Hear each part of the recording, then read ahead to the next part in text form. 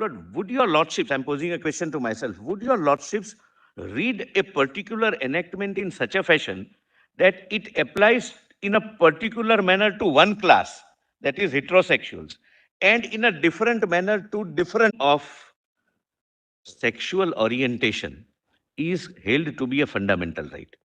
Someone is attracted, a man is attracted to man, that is considered to be his privacy issue, and he can enter into that kind of a sexual activity the way he thinks he gets the maximum satisfaction. That's my lord broadly. My wordings may not be accurate or my lord may be proper also.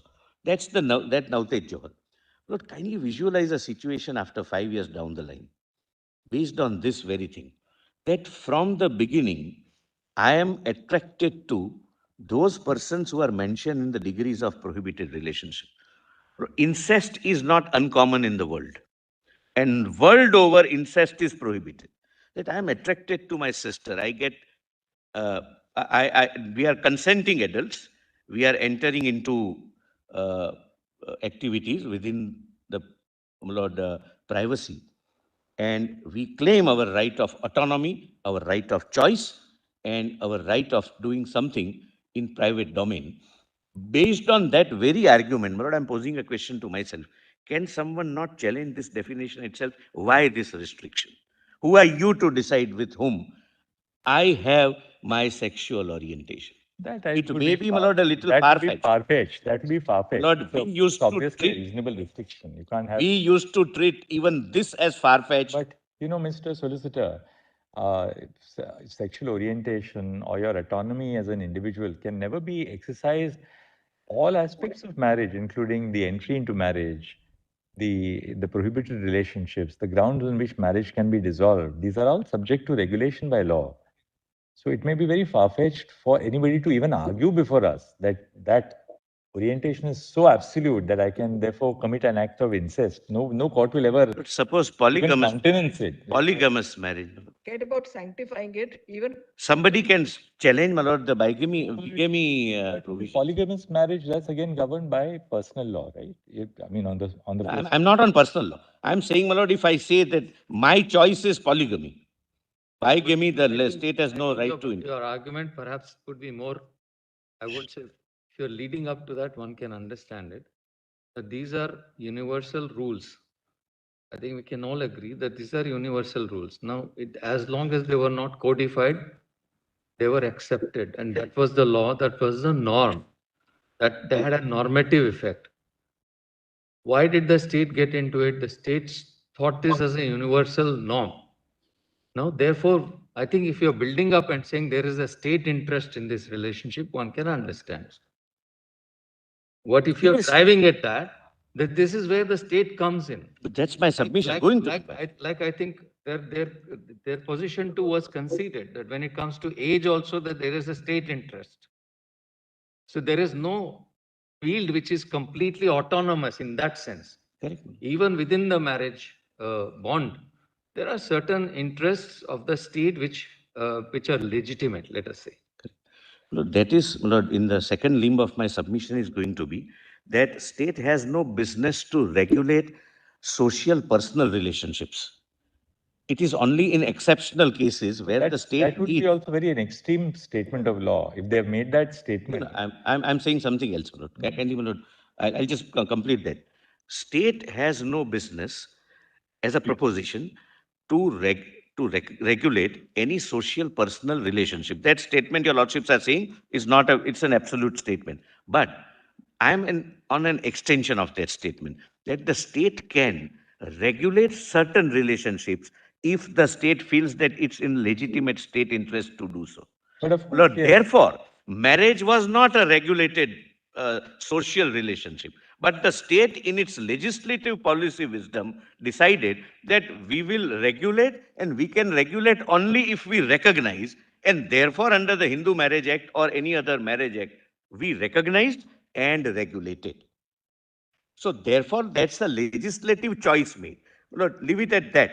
But, my Lord, again, my Lord, I'm insisting, my Lord, that my apprehension may, I wish it's wrong, but may perhaps not be wrong after, my Lord, few years.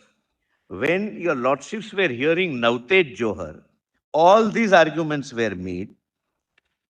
The central government, my lord, said that we leave it to the wisdom of the court so far as the decriminalization of Section 377 is concerned. But I specifically added in my affidavit that this has nothing to do With marriage. future right of marriage, inheritance, Absolutely, etc. no question etc. about it. And I'll just read, my lord, from But page one. Mr. Solicitor, don't even label that. You have said that. Yes, No, yes, no, that- we accept your point on that. So, my lord, a step from step 7 to 8 may lead from 8 to 9. That's what I am just, my lord, putting a word of caution. I'll, my lord, further. I'll go further. 7 to 8, where you're saying will lead to 8 to 9, that'll be actually 8 to 15. We can say. And none of they us are can looking at certainly step 8. regulate social relationships. The current scenario, Mr. Mehta, or also in the future. The Lord, example the- you have given is. My lord, the arguments, the way they are read for marriage, Yes. and I'm saying this with a sense of responsibility, can be made, whether And Mr. accepted or Mehta, not is I one don't thing, think we need to- for challenging incest prohibition as well. Mr. Mehta, we don't have to labor the point that the state can regulate even social relationships. Once a relationship between a parent and a child, can the parent say, I have absolute control over my child? No, the state says you have to send your child to school. I leave it at that. My lord, There's can an you obligation take- to make sure that your child not goes coming- to primary school. That's a relationship between a parent and a child, but we are all subject to the fact that you have to send your children to school. You have to get your children vaccinated. So these are obviously My lord, there. now coming back, my lord, to that your lordships would be required to rewrite. Coming back to the main Yeah, thing. let's go and See, my lord, yeah. full blood, definition of full blood and half blood. Your lordships have read, my lord, as hypothetically as requested by them, man, woman, different categories of prohibitions, but your lordship said both prohibitions would apply, and your lordships would bear in mind the petitioners do not represent everyone who is in this particular class. Somebody may say that, no, I don't agree. Why should it apply to both of us? So it would be a risky thing to do. But now full blood and half blood. Two persons are said to be related to each other by full blood when they are descended from a common ancestor by the same wife. Hindu marriage act दे दो. Hindu marriage act. इसी में है, इसी में। इसी में है ना? Oh, thanks. Special marriage. नहीं, इसमें नहीं है. You're reading from Hindu Marriage Act or It's special? a special marriage. Special marriage. Act. Special marriage act. मतलब two Explanation 2. Two. explanation. Yeah, to we your say ladies. that. Yeah. That's right. Yes. Full blood and half blood. Two persons are said to be related to each other by full blood when they are descended from a common ancestor, that is male, because the next word is by the same wife, and by half blood when they are descended from a common ancestor but by different wives. We can never reconcile this provision because it says biologically one man has given birth to a child through a biological woman. That's what they say. Number two, Lord, marriage between lesbians. This provision will be redundant because she can't have, Lord, full blood. Even if, Lord, there is a child from artificial insemination, it would not be a full blood child.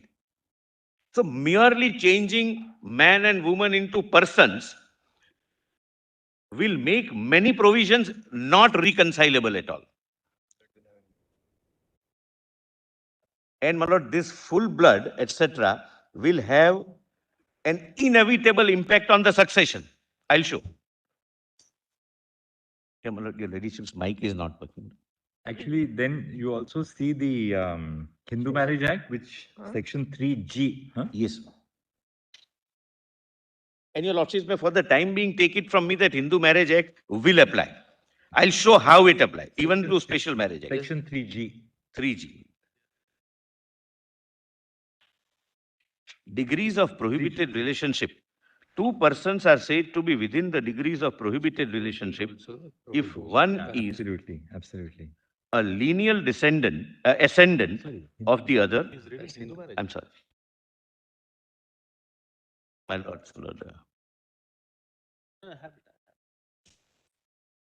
3D. You're talking 2G, 3G. 3G. Degrees of prohibited, does your lordship get? Yes. Prohibited relationship.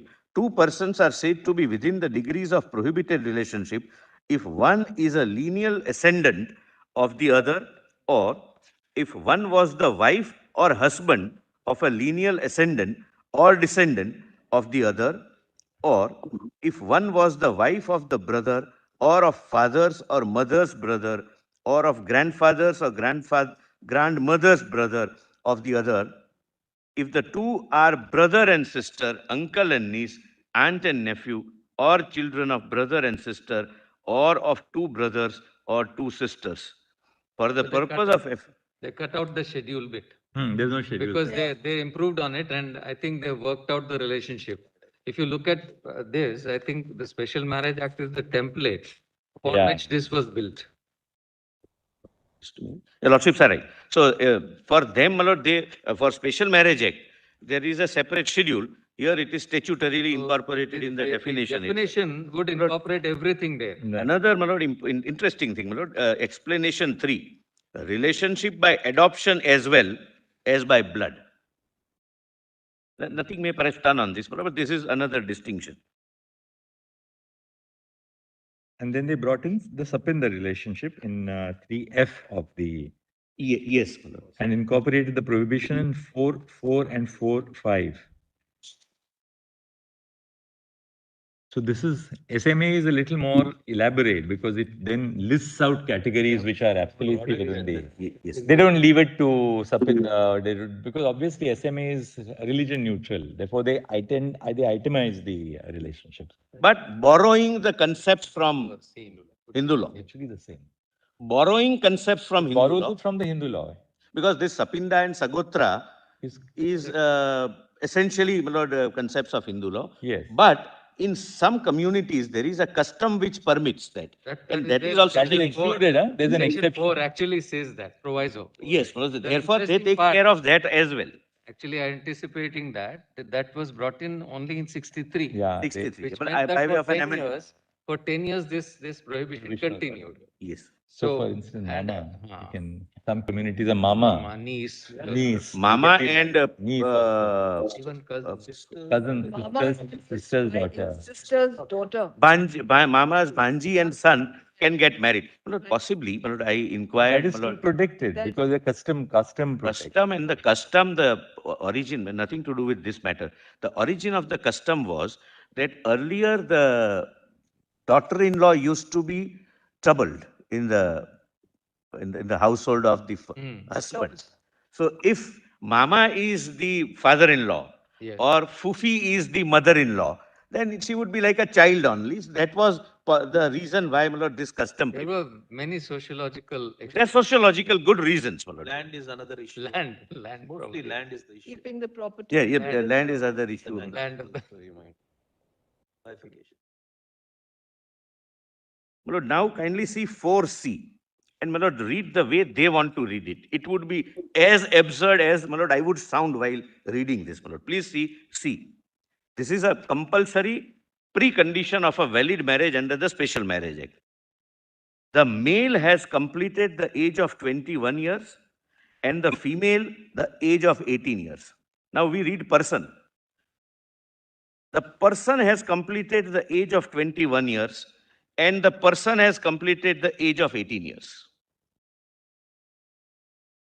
It doesn't make any sense unless your Lordships rewrites that for same male sex 21 years, same female sex, but then again, my Lord, it doesn't take care of other, my Lord, categories like transgenders, others, my Lord, who are not either male or female.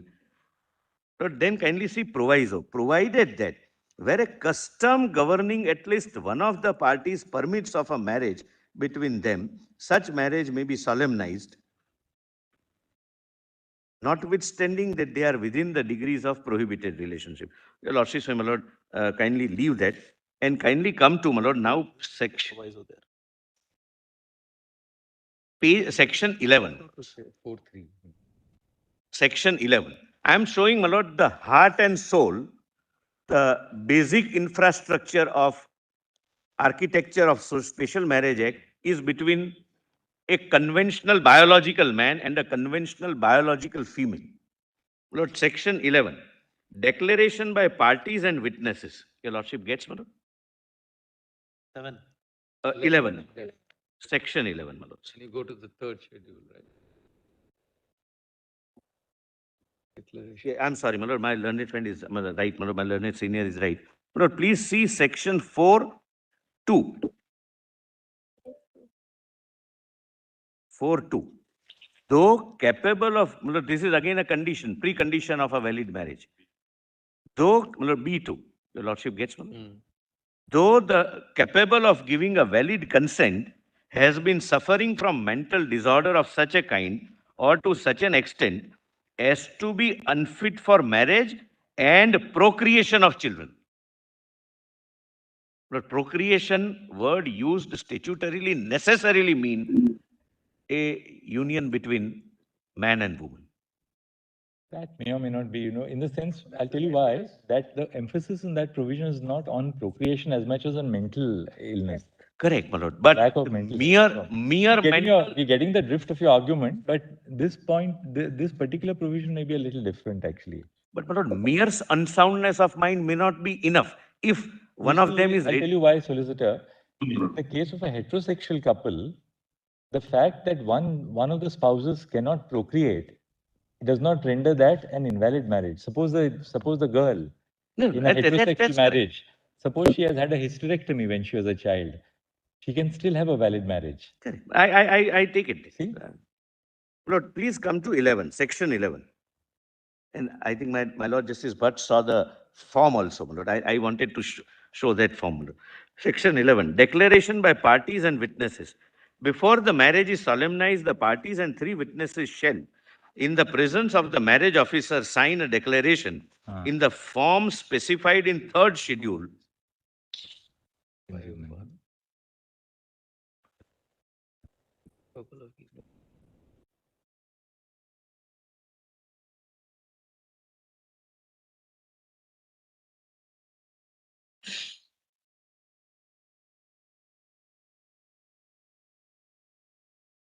Please see, my Lord, 3rd schedule.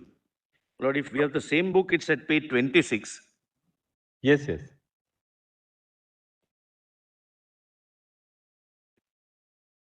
This declaration is to be found, is to be filed.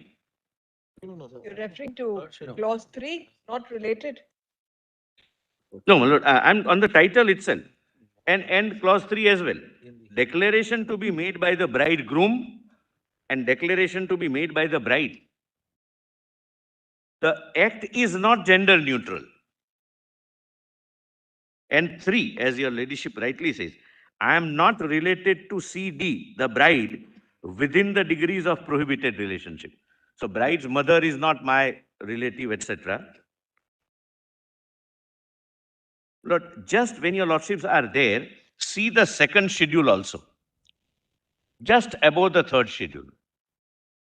The notice of intended marriage. I am not on the legality of notice, but I am just showing the gender issue. Your lordships gets scheduled, 2nd schedule. It says unmarried, widower or divorcee. And for the bride, unmarried, widow or divorcee. So not only your lordships will have to rewrite the act, your lordships will have to recast even the forms, statutory forms. Mr. Mehta, that's in para 1 also of the 3rd schedule. What you're reading in the 2nd schedule is in para 1 of the 3rd schedule as well. Yes. Your Yeah, ladyship. you're right. वही आ जाता है. Widower or divorcee or right. Description of the party. Yeah.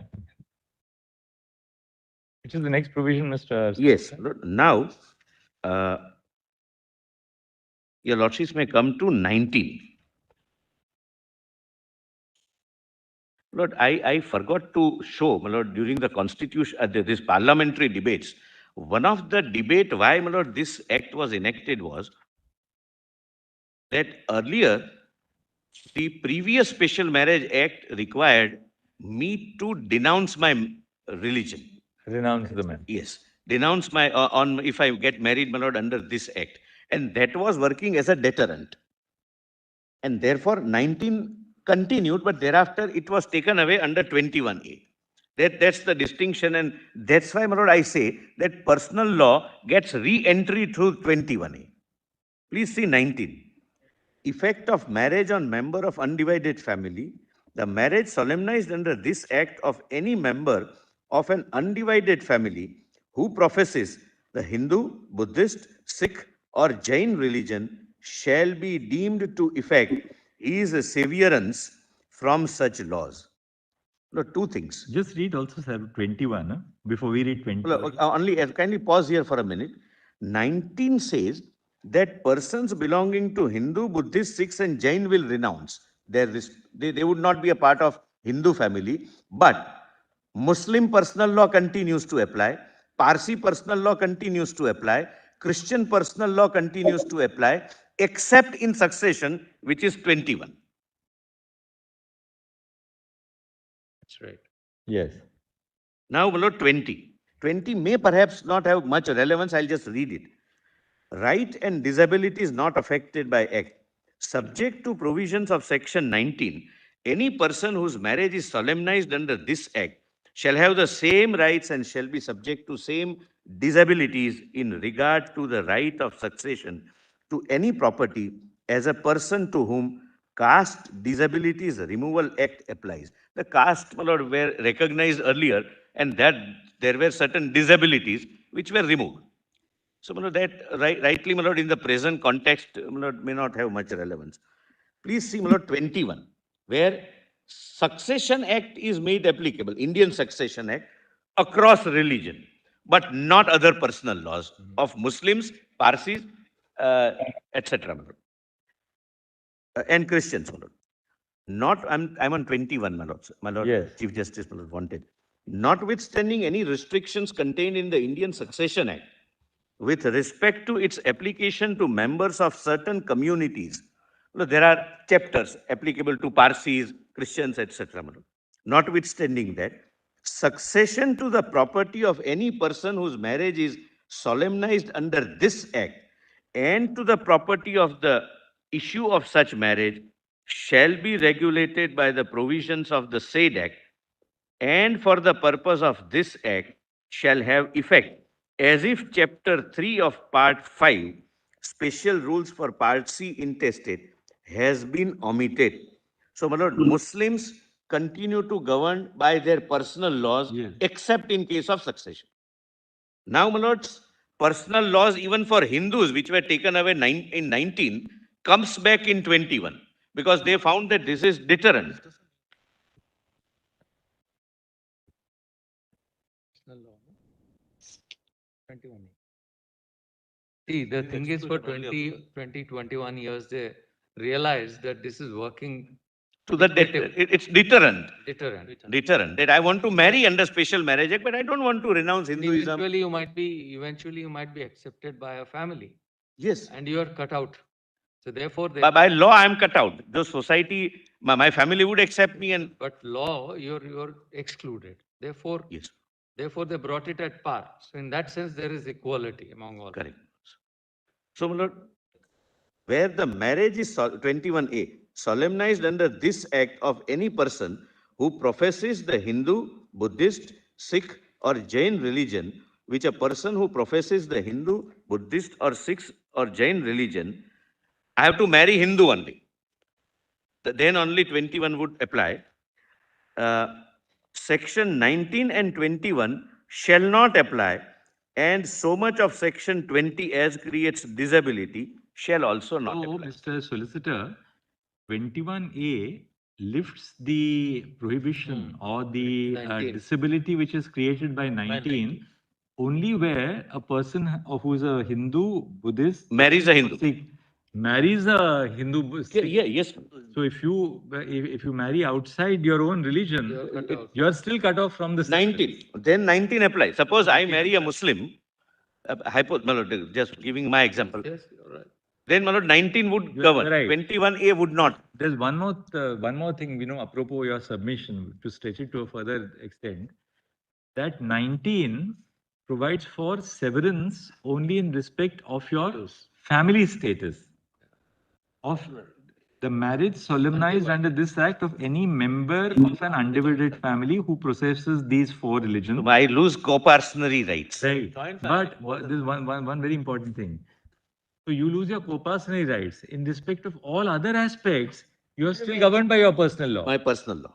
Yes. So despite 19 having said you lose your severance, there'll be a severance from the status of a family, 19 still holds intact the applicability of all other aspects of your personal law. Correct, my lord. I'm obliged, my lord. That's the submission, my lord. Therefore, my lord, I have been respectfully urging that it may not be a choice while examining Special Marriage Act not to touch personal laws. It's intricately interwoven with It is The interwoven. moment you get into 21A even, or even 19, succession is governed by the Hindu law, whatever it is. If it is Hindu, Hindu law. If it is someone else there, that concerned personal law, willy-nilly creeps in. Yes, my lord. So section 21(1)A is like that wormhole into which everything comes in. Lord, in fact, this is a comprehensive exercise. Apropos your lordship's query yesterday, we checked up that from 52 to 54, 50 to 54, Lord, the entire debate was Hindu code bill, and this was a part of that very code bill. And then they finally they bifurcated it. Yes. Into three parts. Into three parts. My lord, for Hindus, uncodified became codified, and for others, Special Marriage Act came. And my lord, there is an interweaving of, my lord, the provisions, my lord. Interweaving, my lord. I'm sorry. As they say now, there's some kind of a cognateness to these enactments. Yes. Cognate. So they are all, my lord, intertwined. My lord, I'll just read, my lord. I'll give the my lord, a report, Law Commission's report, which we could find out yesterday. Yes. When 21A was introduced. My lord, I'll This is interesting. place the copy, my lord. It is in 59th report of Law Commission of India, but they quote the select committee recommendation when 21A came to be introduced. Do we have that in a compilation? Is it there in volume 1? My lord, it's not there. I'll just check, my lord, because we yesterday, my lord, tried and find out. I'll give the It's the 59th report, huh? 59th Law 59. Commission report. Select committee. No, my lord, Law Commission's report, which quotes select committee.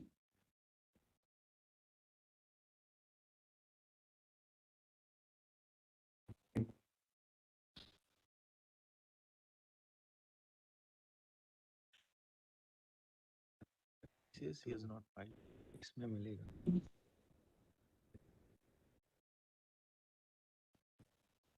It's Justice Gajendra Khatkar's report, huh? Yes, my lord. No, it's not there, my lord. I'll, my lord, place it within 10 minutes. All right. Allow me to Just read. read it.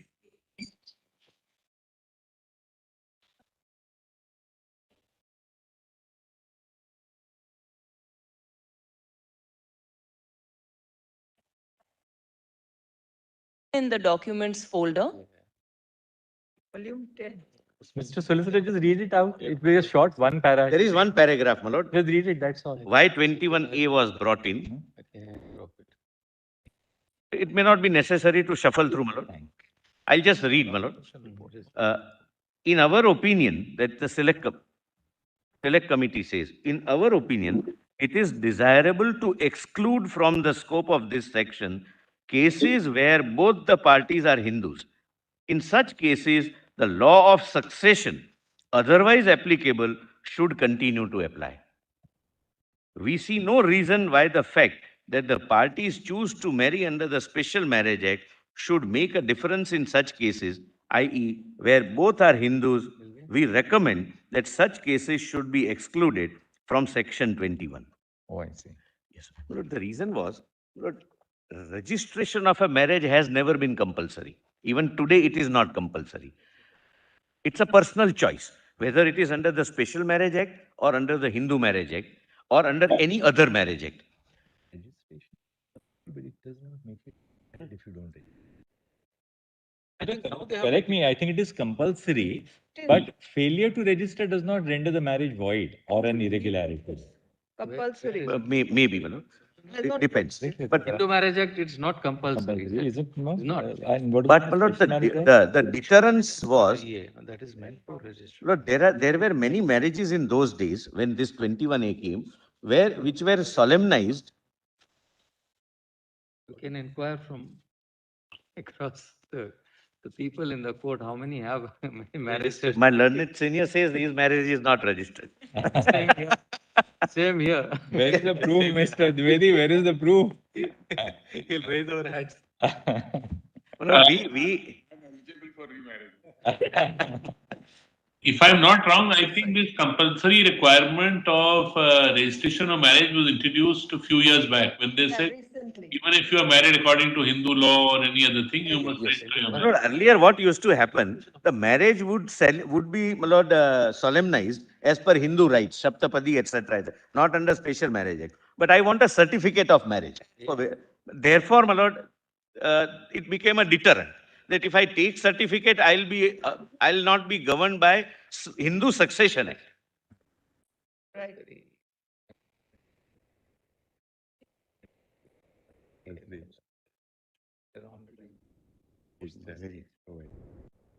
I think one state used to, it used to be State compulsory. provision. There is no national. There is in Because of Tamil Nadu. 8.2, because of section 8.2. Yeah. 8.1 says the rules may be made, but 8.2 says that the state may make it compulsory. Yeah, yes. But it Tamil also Nadu. says that if you breach it, it will be only punishable with 25 rupees. Yeah, It does not affect the validity of the marriage. Correct. 80% of marriages in the villages, they're not registered at all. Absolutely, you're right. Tamil Nadu, I think, made it compulsory. It is socially. If I'm not wrong, Mr. Datar, I think Relatives collect. and then Absolutely. it's known. Ordinarily. Tamil Mr. Nadu, it became compulsory But because then- of that form, no, self-respect marriages. Swayamvadayam. So that was made, I think, Right. section 7A or something was enacted. Otherwise, you have to take evidence of, show your wedding photograph album. And if you require a visa, Certificate from the you Pandit. require a marriage certificate. Only for visa it was- Visa, another thing. Marriages could be solved. Lord, therefore, section 15 came. Section 15, my lord, is registration of marriage is solemnized under other laws. You can still get a registration, which may not be governed by 15 of the registration. Hindu Marriage Act. No, my lord, special marriage act, section 15. That is, of course, there. Your lordship has section 15. Yes. Yes. Any marriage celebrated, whether before or after the commencement of this act, other than a marriage solemnized under the Special Marriage Act or under this act, may be registered under this chapter by a marriage officer in the territories to which this act extends, if the following conditions as set is fulfilled: the husband and wife, etc., etc. So, my lord, if there is a marriage as per Hindu rights, not under Special Marriage Act, I can go and get it registered, my lord, under section 15.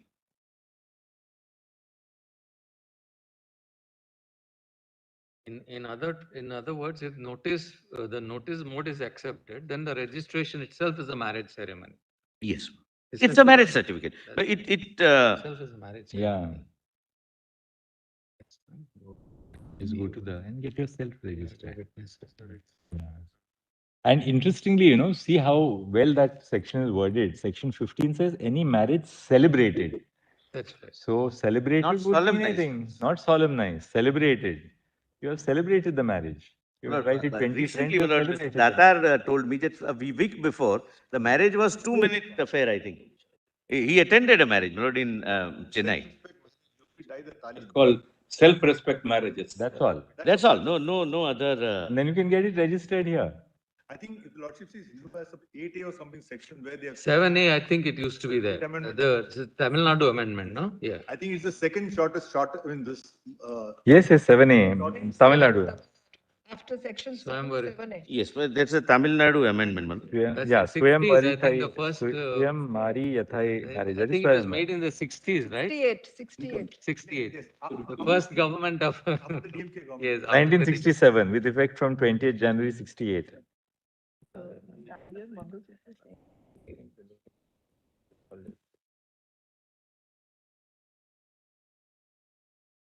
21K, my lord.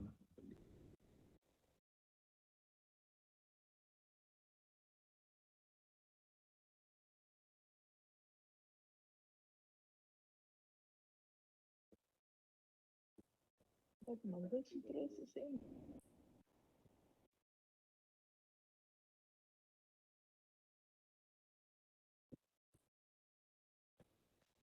Tamil Nadu. Yes.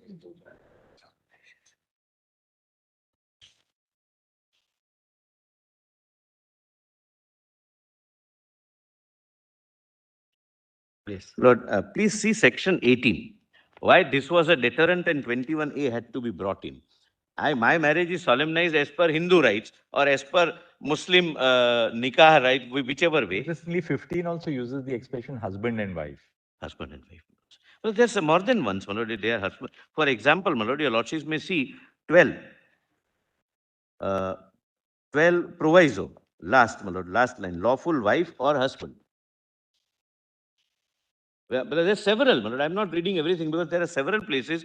My lord, but 18 says. Their contention, of course, was wherever it's husband and wife, treat it as spouses or person. Yes, my lord, that. But your contention is that that's not enough. You will have to, because there are so many other interlanguages which you can't then. Then you will have to restructure or redesign. It's or not, according to you, just a question of reading the expression person for husband and wife, or just spouses or for husband and wife.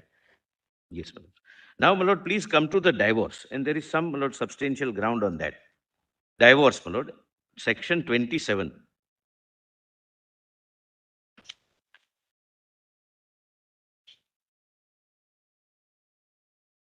Subject to the provisions of this act, I'll not read everything, my lord, because the contents are not relevant. The purpose is different, my lord. The subject to the provisions of this act and to the rules made thereunder, a petition for divorce may be presented to the district court either by the husband or the wife on the ground that, Lord, these grounds are available to both husband and wife. Correct, my lord? Now come to 1A. I'm not reading the grounds, it's not relevant for the purpose. 1A. A wife may also present a petition for divorce to the district court on the ground that her husband has, since solemnization of the marriage, been guilty of rape, sodomy, or bestiality, that in a suit under section 80 of so-and-so, 125 of CRPC, so-and-so, a decree or order, as the case may be, has been passed against the husband, awarding maintenance to the wife, notwithstanding that she was living apart, and that since passing of such decree or order, cohabitation between the parties has not been resumed. Now, my lord, the answer to this was, by the other side, that let both have both the grounds for divorce. Lord, as I recollect correctly, Lord, when this was pointed out, that there are separate grounds available to both. And 1A applies only to wife. So who will be the wife? In a man-man marriage, in a woman-woman marriage, or in a man transgender or woman transgender marriage, or two transgender marrying, who will be the wife? The answer was that they would both have both the grounds. Now, Lord, there is a problem. And the problem is, can your lordships read a statute which gives one additional ground of divorce to one class to the detriment of heterosexuals for which the Special Marriage Act is enacted?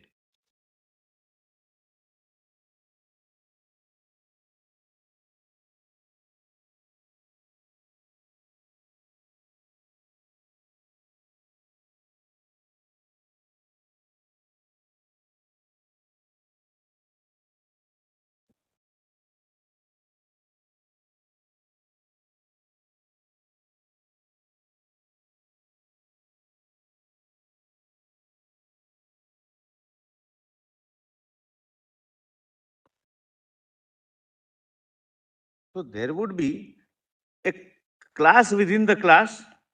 If I am heterosexual, I will not get as a man the grounds under 1A. Otherwise, wife also can be guilty of rape, bestiality, etc. But if it is a same-sex couple, 27 would apply differently and both would be available, my lord. That would be not, my lord, a correct way of interpreting statute, my lord. Applying one section in one way to one class and differently to the class for which the act is enacted.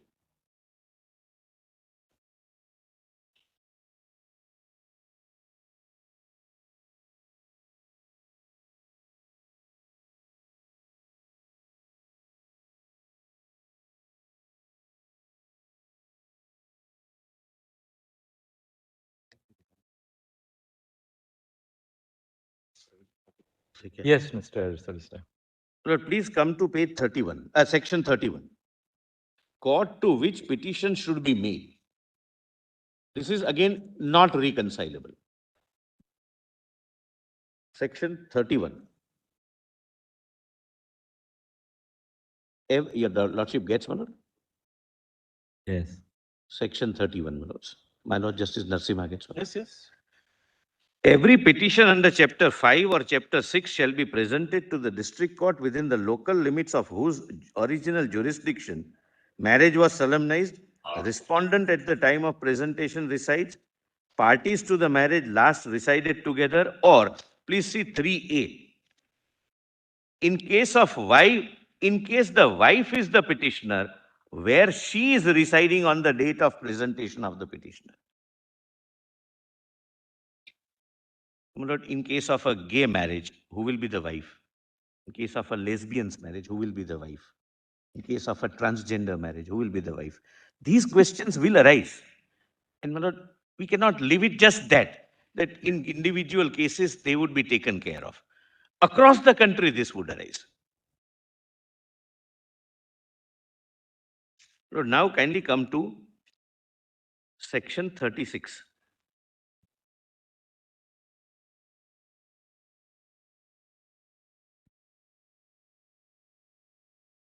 Alimony pendant light.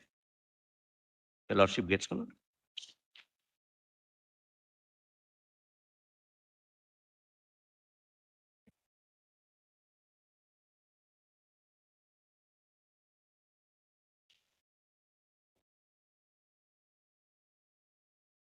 Your Lordship gets, my lord? 36. Yes.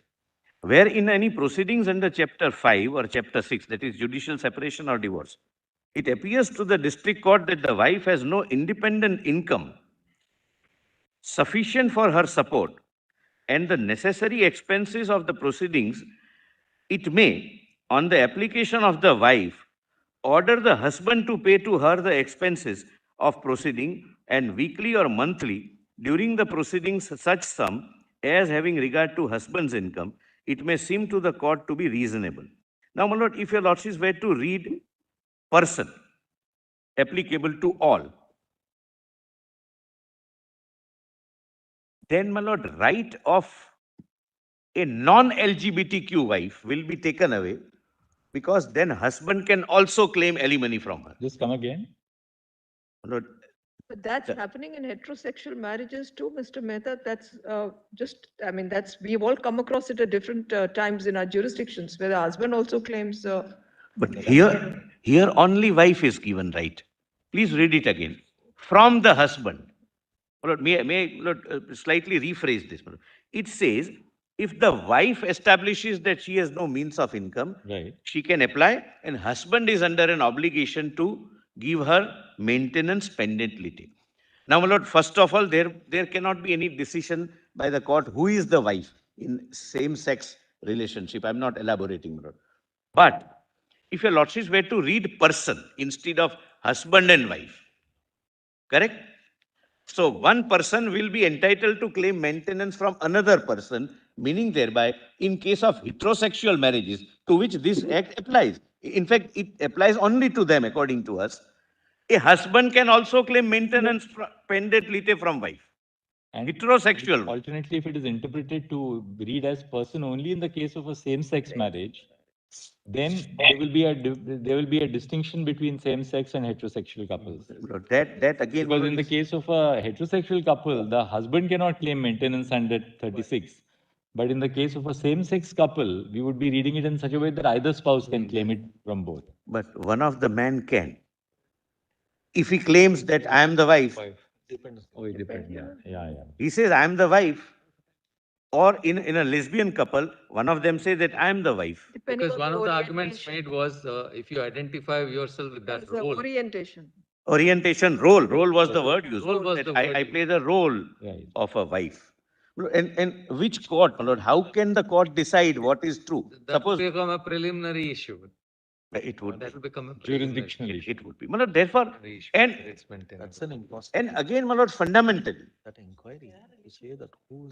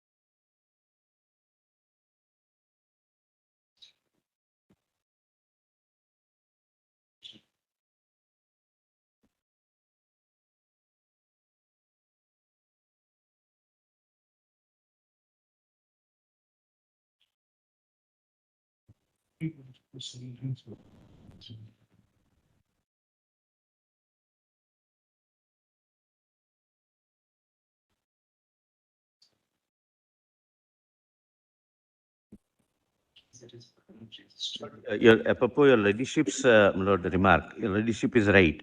Under section 24 of the Hindu Marriage Act, that permits both husband and wife to claim. Either party to marry. Yes, my lord. That's why we've come across in many. We lordships come across because 36 of this act restricts only entitlement to wife. Wife.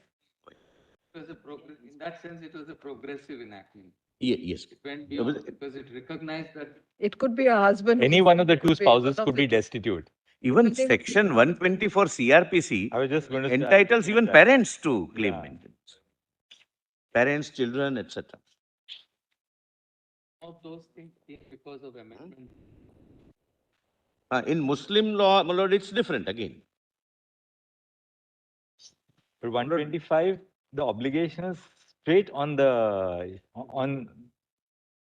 his wife. Neglects to maintain his wife. Your His lordships are on legitimate or 125? illegitimate. 125. 125, my lord, yes. His legitimate or illegitimate minor child. His wife, unable His to legitimate obtain or herself, illegitimate or child. His father or legitimate mother. illegitimate children, his legitimate or illegitimate child, his father, mother, etc. 125 doesn't apply to women. That's again is restricted to.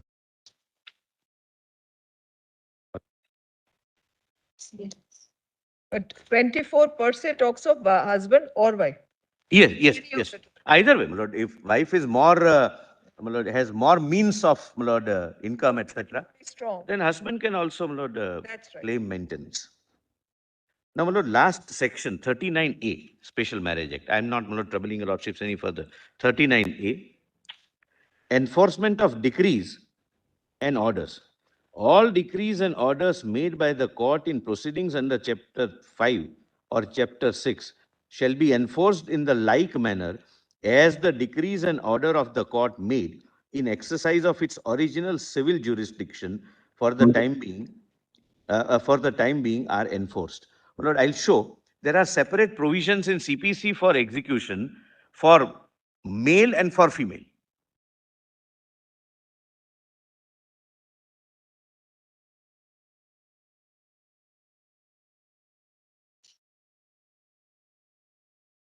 61.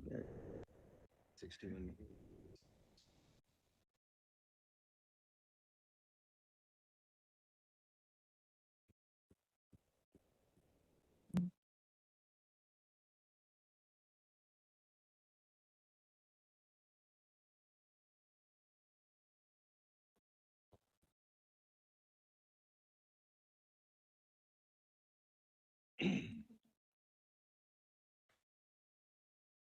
Lord, now, Mr. Solicitor, therefore, looking at the conspectus of these provisions, perhaps we can conceptualize your argument by saying that reading the provisions of the Special Marriage Act, and if the court were to make an effort, as the petitioners say, to reinterpret the provisions, there would be three major problems. One, it will involve substantial rewriting of the legislation. Two, it may also involve the court ignoring some provisions which have been introduced as a matter of public policy, as we saw the additional grounds in the case of a woman for divorce. And third, it would involve reinterpretation of personal law, because there are segments of the Special Marriage Act which specifically contain a reference to the personal law. So there is no way in that, the third category, there is no manner in which the court can avoid the interface between the Special Marriage Act and personal law. And I'll respectfully add the fourth, that court would not read any statute so as to make it applicable to one class differently and another class differently.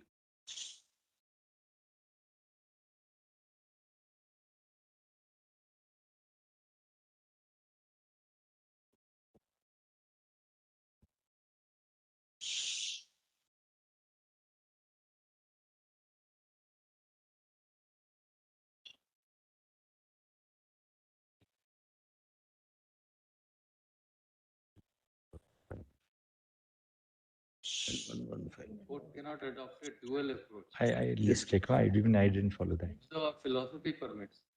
Yes, and Lord, there are several questions, Lord. Some of the questions were. Mehta, just to clarify 39 once more. The thing is not one. Our philosophy. Lord, and with the ingenuity of lawyers and litigants, my lord, it may not be a far-fetched idea, my lord, that a heterosexual couple can come and say that now apply me the provisions which you have read for LGBTQ, because we may be heterosexual, but internally we are not. I feel different way, etc. I don't wish to elaborate any further, but it opens room for several my lord, complications which your lordships cannot conceive right now.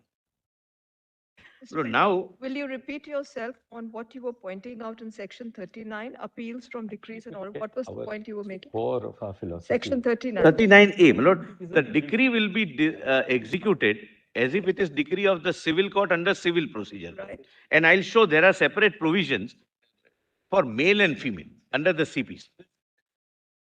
We can't read.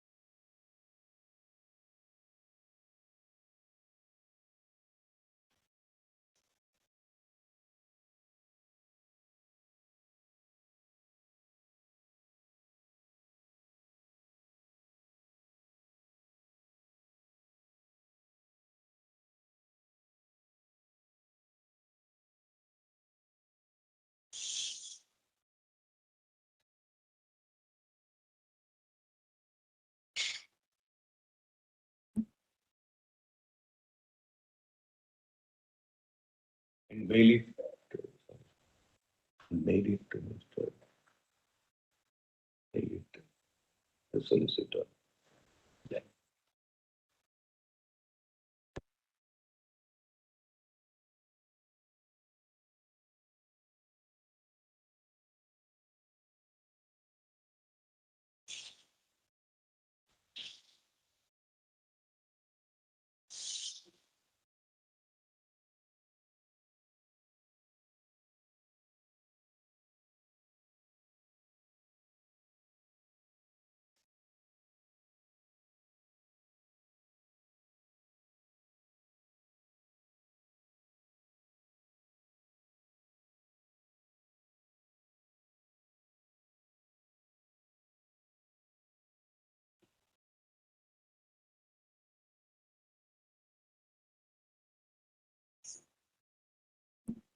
Solicitor.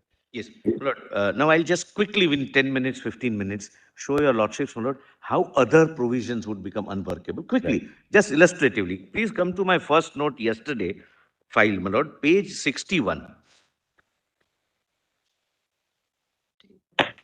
Just 1 second.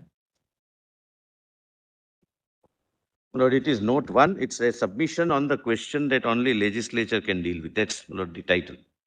Yesterday's note, my lord. Yesterday's note. Note Page one. 61, that is 64, PDF 64. Just 1 65, second. sorry. PDF 64, note 1. God, not 1. PDF 65. You can't get it. Yeah, yes. Petitioners. Lord, now Para 112, 114. 114. Next page, brother. Maybe you're ready. Yes. No, you had read up to 113. Yeah, yes, ma'am. But 114. I'm not going to read the whole. What's the I'm just giving PDF the page? flavor of other provisions, which will be affected, my lord, when which are not before your lordships. Now, my lord, Indian Succession Act undisputably applies. 65. Yes. My lord, Indian Succession Act undisputably applies to all except Hindus. Hindu would be governed by the Hindu Succession Act. In a given situation, if he marries Hindu, otherwise Indian Succession Act. Now, this also, my lord, kindly just 1 or 2 sections, just for the flavor. Domicile acquired by woman on marriage. By marriage, a woman acquires the domicile of her husband if she had not the same domicile before. So it will have to be decided who is the woman. Wife's domicile during marriage. A wife's domicile during her marriage follows the domicile of her husband. For passports, etc., this issue would arise and you will have to decide who is the wife. I'm not reading all, but my lord, Succession Act provides for widow, widower, husband, wife, father, mother, etc. Well, just highlighted part also, if you can, lordships can read. 33A. A widow but no lineal descendant and the net value of his property does not exceed the whole of his property shall belong to the widow.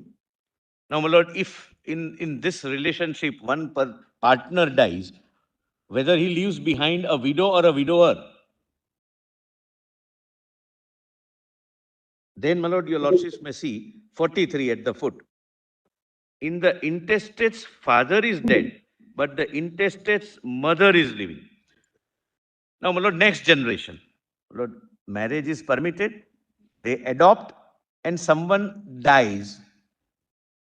And father and mother is, my lord, LGBTQ couple. Who will be treated as dead as father and who will be treated as dead as mother? This would be the, my lord, dilemma and can't be, my lord, foreseen by your lordships. Now, please come to 115 and quickly, my lord, I'll take your lordship through the flavor of, my lord, other 160 sections which will be affected. Though they are not arising here, my lord, for your lordship's consideration. But inevitably, they would be affected. They are not in question, they are not for interpretation also. But the moment your lordships reads the word person, in case of man and woman, wife and husband, these are the consequences which will follow. Just, my lord, highlighted part, and I'll read only some sections. I'll skip remaining section. Please see 1. Section 3G, degrees of prohibited relationship, your lordships have. कहाँ पर पढ़ रहे हैं? Where are you? Just, Sorry, just a reading. Where are you reading? Lord, I'm sorry, page 115 of Page? my yesterday's Where note. are- We were looking at we are Same looking note. When I was looking at that. 115. No, I'm sorry, my lord, page 115. My apologies. Mr. Solicitor, what PDF page is it?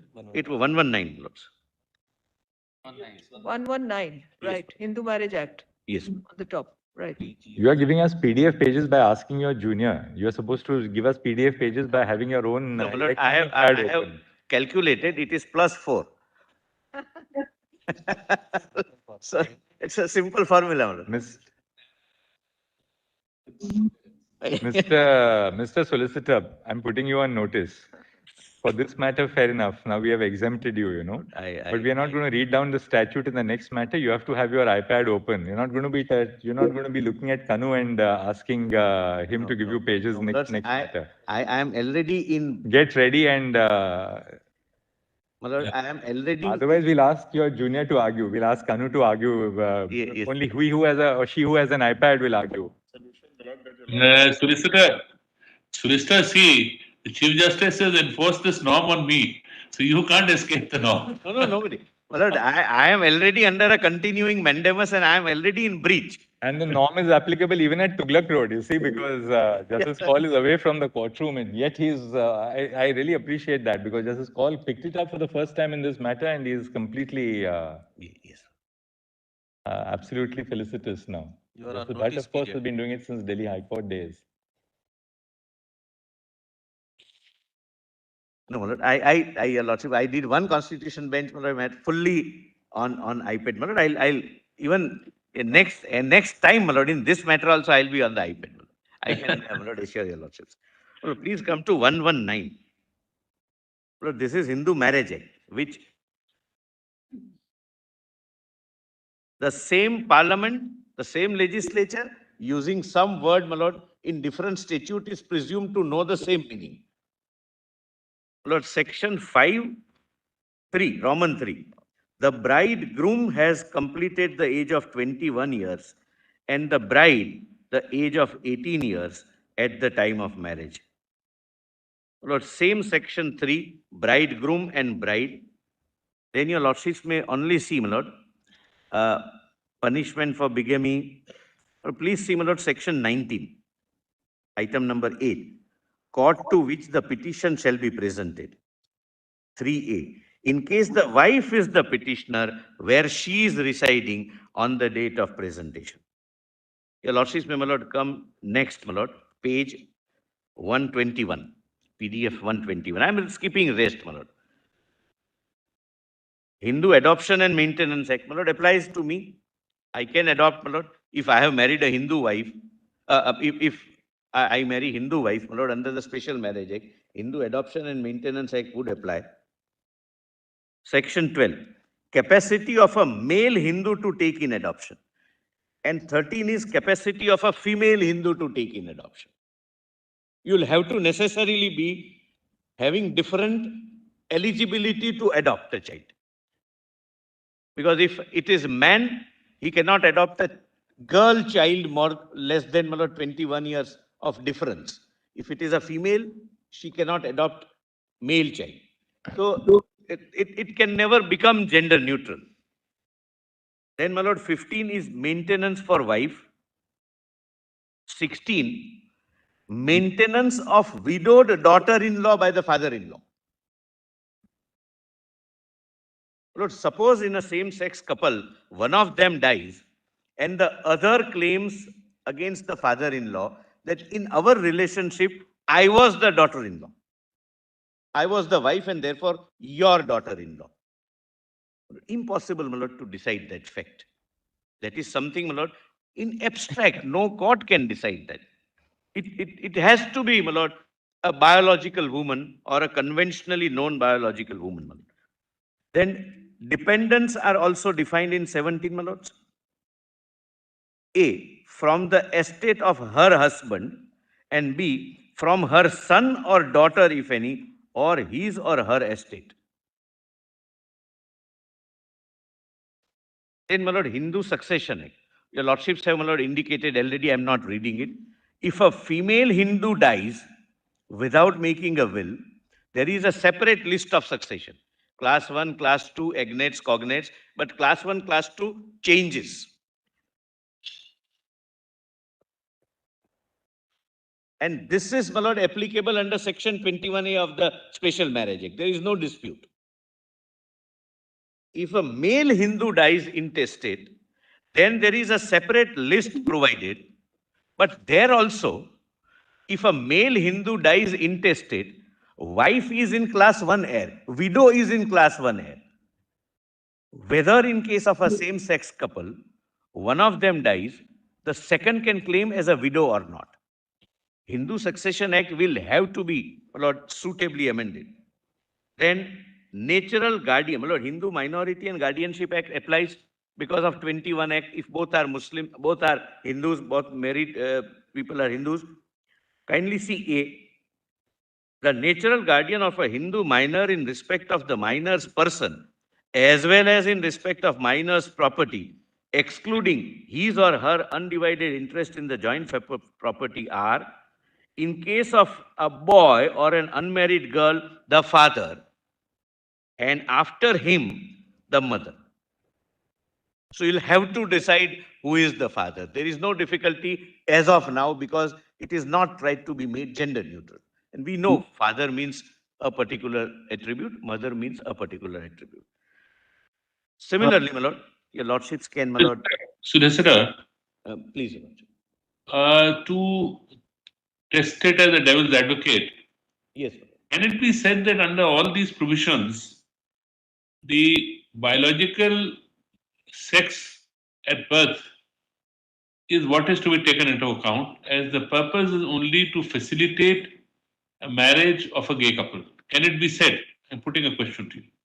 Yes, my lord, my answer is this, my lord. First of all, if we go by the intent and purpose of the legislature, the intent and purpose is that the legislature always thought of biological conventional man and biological conventional woman in consideration. Second, even if it is ignored, Lord, it will not become workable for the simple reason that when it says that widow will inherit, in same-sex gay couple, who will be the widow? They may say that I will not claim, but all same-sex couples are not here. They cannot waive their right on behalf of the entire community. And it can never be decided on a case-to-case basis, my lord. Could be dependent on the other. Yes, completely, my lord. And court also cannot decide, my lord, if someone dies,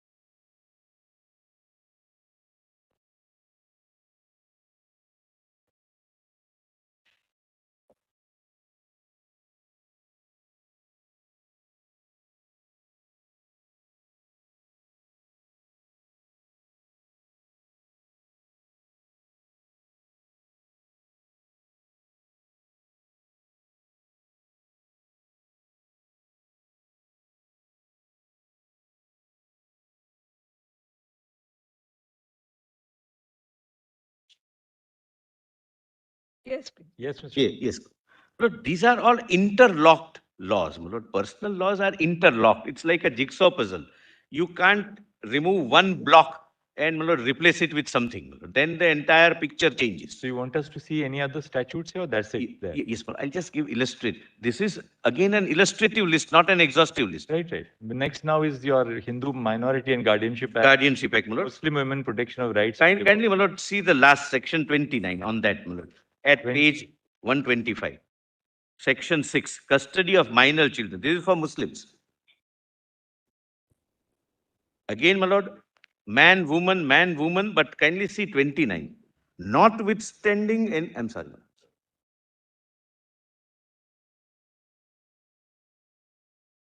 Anything contained in any other law for the 125. I'm sorry. Yes. PDF 125. Yes, we got it. Yes, Section 29 of right. Muslim Women Protection of Rights on Marriage Act 2019. 29. Notwithstanding anything contained in any other law for the time being in force, a married Muslim woman shall be entitled to custody of her minor children in the event of pronouncement of talaq by her husband in such manner as may be determined by the magistrate. So the custody goes to mother. It will have to be decided who is mother. And mother means the way we understand, the way Parliament has understood. Lord, then your lordships can keep Parsi Marriage Act again. Parsi man means husband and Parsi wife means woman means wife, my lord, etc. Christian Marriage Act, similar provisions. But please come to 129. You know, Mr. Solicitor, talking of the Parsi Act, I mean, just as an aside, this is probably the only act where there's a jury trial. Yes. So as single judges of the High Court, and I've sat presiding over a jury trial in a Parsi matrimonial dispute. So you have jurors who will advise you on the on facts. And most of these trials, you're very distinguished members of the community who come and attend and take their work extremely seriously. You might have a top surgeon in the city who has decided They to come give as that one jury day. members. They come and sit and as jury members in the.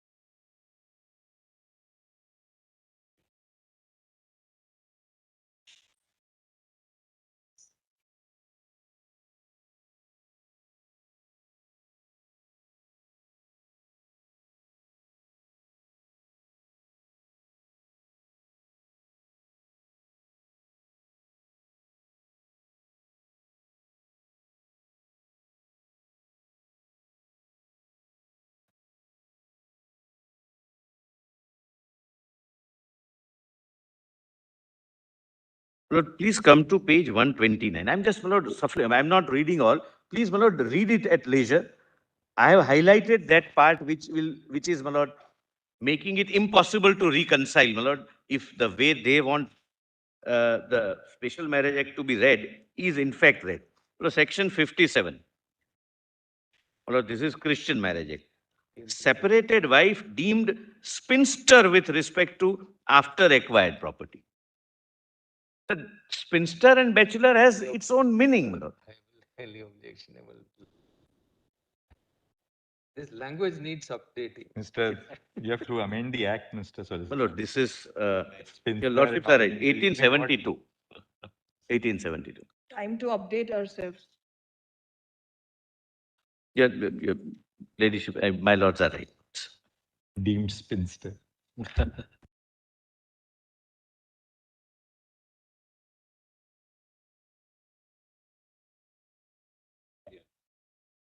Then, my lord, your lordships, my lord, kindly come to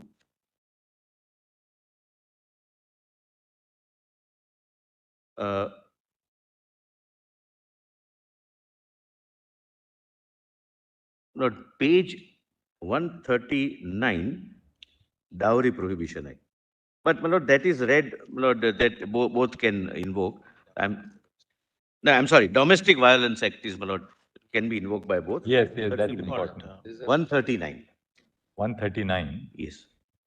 Penalty for giving or taking dowry. Please see, my lord, 2A. I'm not reading the whole because it's not necessary, your lordship. No. You come to the domestic. That's at PDF 137. No, my lord, 139, my lord, if your lordship. 39 is dowry. 139 is 37. dowry. Yes, Dowry Prohibition Act. We thought you were referring to the I think you domestic. please turn to 137. 7. DV Act. DV Act. Yeah, yes. 134. Lord, DV Act, my lord. Aggrieved person means any woman who is or has been in a domestic relationship with the respondent and who alleges to have been subjected to any act of domestic violence by the respondent. The respondent means any adult person, it can be father-in-law, etc., brother-in-law, any adult male person who is or has been in a domestic relationship with the aggrieved person. Lord, I did not read this because possibly, Lord, this court had, my lord, a year or two. See, look at the proviso. So Proviso is proviso aggrieved actually wife for or female living in a relative of the husband Yes. or of the male partner. Therefore, that's where the sisters, I mean, Mostly that's the- surviving sisters-in-law, and mothers-in-law, they all come in line. All are coming, and even brother-in-law. Yes. Relative. So proviso expressly applies to a heterosexual relationship. Only. Yes. And, my lord, Dowry Prohibition Act, my lord, 2A. Nothing in subsection 1 shall apply to or in relation to presents which are given at the time of marriage to the bride without any demand. And, my lord, then it says bridegroom without any demand. So again, my lord, what is contemplated is heterosexual couple.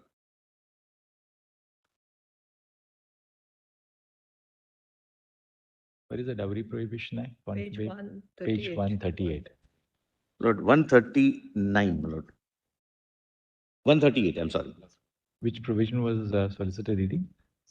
Mr. Solicitor, Lord, which 106, section 1, Lord, item 106, section 3 of the Act, 2A.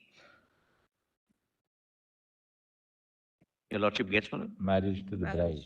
Nothing in this subsection 1 shall apply or in relation to 1A, presents which are given at the time of marriage to the bride without any demand having been made in that behalf, provided that such presents are entered in a list maintained in accordance with the rules made under this Act. Presents which are given at the time of marriage to the bridegroom without any demand having been made in this behalf. So they also, my lord, mention bride and bridegroom. My lord, kindly now turn to, my lord, just as an illustration, my lord, my lord, Indian Penal Code. Man and woman are defined under section 10, my lord, 140 at the foot. Section 10.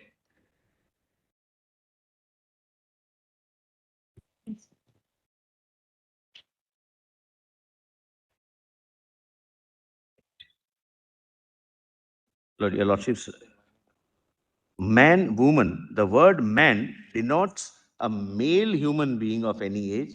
The word woman denotes a female human being of any age. Then 114, my lord, for example.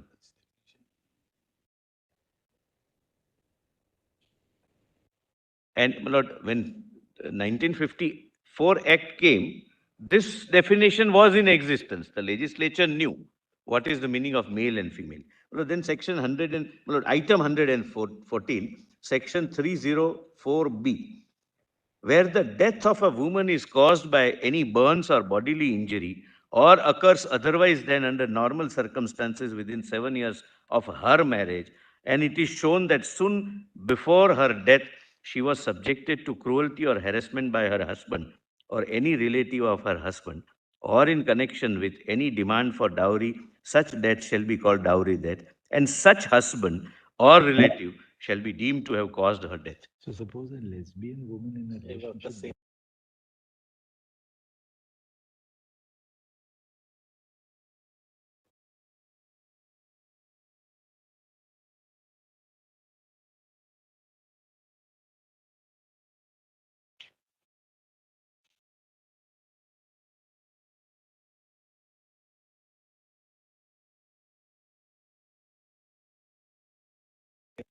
Even 376 will not apply in the case of same-sex couples who are males. My Lord, 375, if your lordship sees at page 142, it applies only to males. And please see, my Lord, I'll not read. A man is said to commit rape. 142, is it over here? Yes, my Lord, page 142, section 375, definition of rape. Because only man can be guilty of this offense, my Lord. A man is said to commit rape. And further, my Lord, a man is said to commit rape if he so and so. Right. I meant something else. Mr. Solicitor. If a man, and here I'm not talking of same-sex relationship. If a gay man rapes another man, it is not rape. IPC, this is that. That would be 377, 7. which is, my Lord, now which goes. No. No. Without consent is there. Yes, yes. But then Still consent, 377. Yes. It is. I stand I corrected. think there is a change in there's a difference in the Expression. course definition, but even the penalty also. Yes. Your Lordship, it's only consenting same-sex people, my Lord.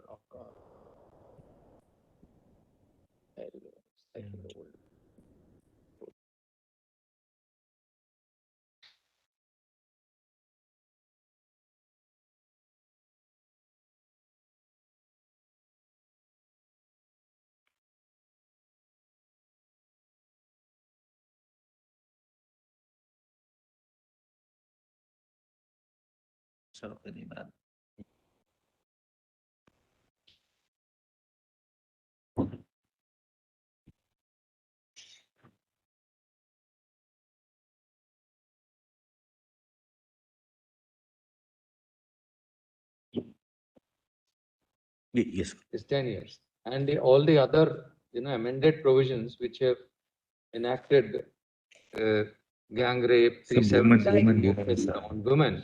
Right. Now, there can be equally same situations on men also. They are completely, inapplicable. But in case of lesbian marriage, my Lord, possibly this may not apply. Possibly. No, my Lord, it may apply if we read man to be woman. Disparity. 375 B. Right. Definitionally, it is. B. If we read man as woman also, then it may apply. Otherwise, the intention is to punish man. That's how it. Was the definition of. Yes. Otherwise, a woman can be guilty, my Lord, under B or maybe under C.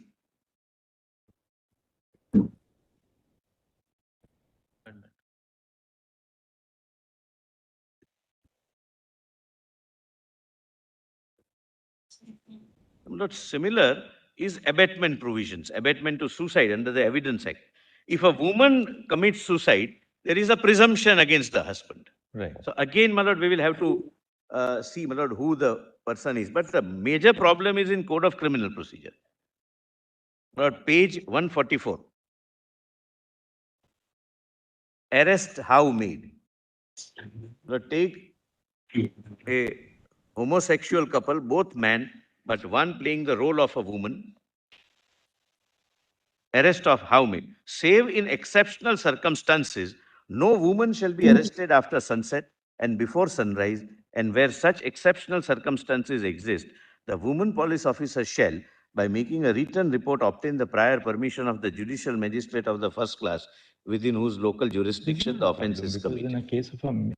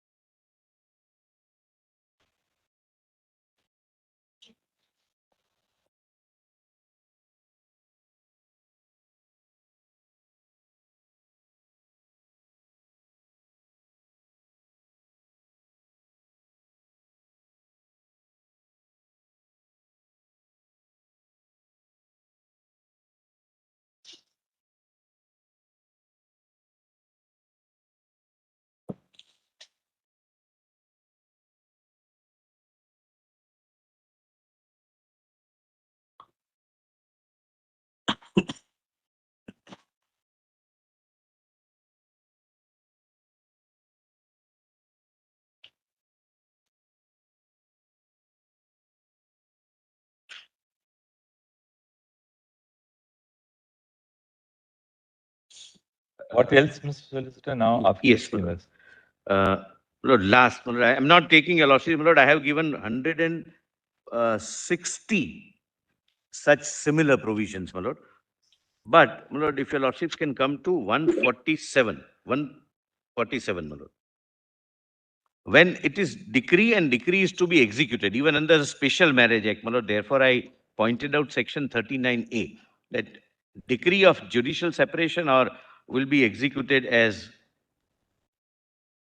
There also, my lord, the word is female, male, husband, wife, etc., etc. My lord, I am not duplicating. Your lordships can, my lord. I think we can conclude this part of the analysis. My lord, there are, but again, my lord, even if illustrative list is 150 sections of various other statutes. So therefore, my lord, in my respectful submission, your lordships may not give the meaning, my lord, which creates complications then solving the problem. My lord, maybe if Parliament considers appropriate, Parliament may, in its wisdom, my lord, provide for a comprehensive legislature. And as I have pointed out yesterday, wherever other legislative bodies have done it, they have suitably amended other allied laws as well. All right. Maybe by the amending act or by one act, my lord, whichever. Now, what is the next point? Now, my lord, next is Gaidan, my lords. Next Kindly point? come to page 78. Gaidan, okay. Gaidan. Yes, yes. Which page? My lords, Volume? 82. The other part. The same. Page 82. कहाँ पर है गैदान? 82 कह रहे हैं।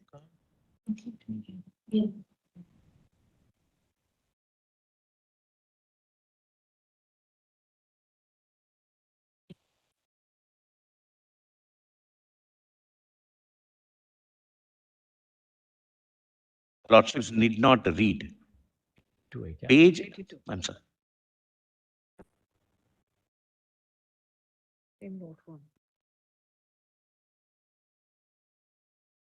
Note at this stage, your lordships need not read. I am also not reading. Page 63 to 82, I have produced relevant parts of the judgments which says that in the process of interpretation, your lordships would not interpret contrary to the intent, would not change the structure, would not tamper with the architecture, etc., etc. These are the propositions are well settled. I'm not, but these are the page numbers. You also quoted Lord Nichols. Yes. Quoted Lord Nichols extensively. Extensively, my lord. Because that still continues to be a leading judgment on, my lord, where the process of interpretation ends and where the procession of legislation begins. Lord, 78. Lord, I'm sorry, page 82, PDF 82. Lord, the significance is, please, my lord, consider this. In Britain, your lordships are aware the House, Parliament is sovereign, it's supreme.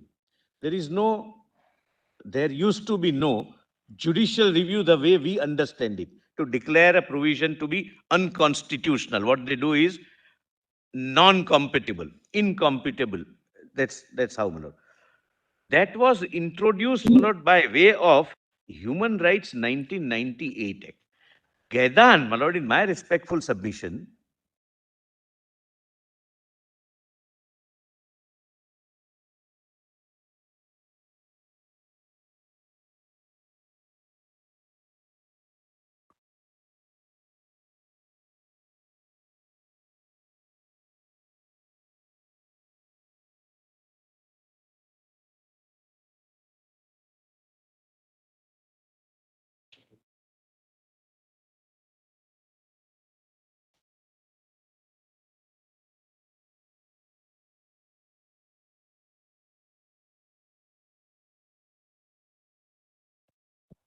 Yes. yes, my lord, kindly, my lord, allow me to read this, my lord, Gaidan, because the reliance is misplaced. Without giving the background and the context. Please see, my lord, further. Apart from the absurdities that the said principles as canvassed by the petitioner may lead to, it is necessary to also settle the issue raised through the judgment of Gedan, it is submitted that reliance on the said judgment is wholly irrelevant to the present case for the short reason noted as under the system of judicial review in UK and the system of judicial review in India are starkly different. Prior to the enactment of Human Rights Act 1998, there was no judicial review of legislation in UK. Specifically, Section 3 of the HRA 1998 empowers the UK domestic court to reinterpret or force through treaty obligations under the European conventions in local statutes. In Gedan, the court was dealing with an entirely different subject matter of an enactment dealing with rent and not of creating a social institution in the nature of marriage. It was a question of a singular provision to be read in consonance with the treaty obligation and not the case wherein the entire architecture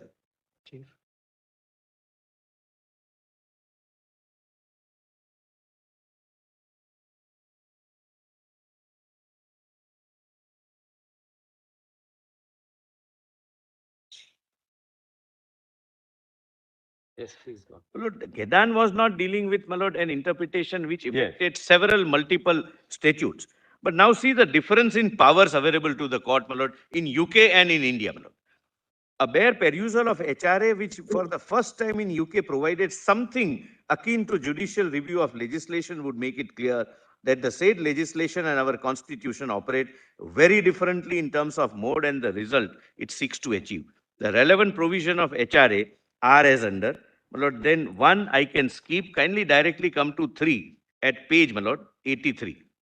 Interpretation of legislation. This is a kind of judicial review which is available, my lord, in UK, which is complete, my lord. Therefore, they say that Supreme Court of India is the most powerful court of the world, because your lordships can strike down the provision also as unconstitutional made by the competent legislature.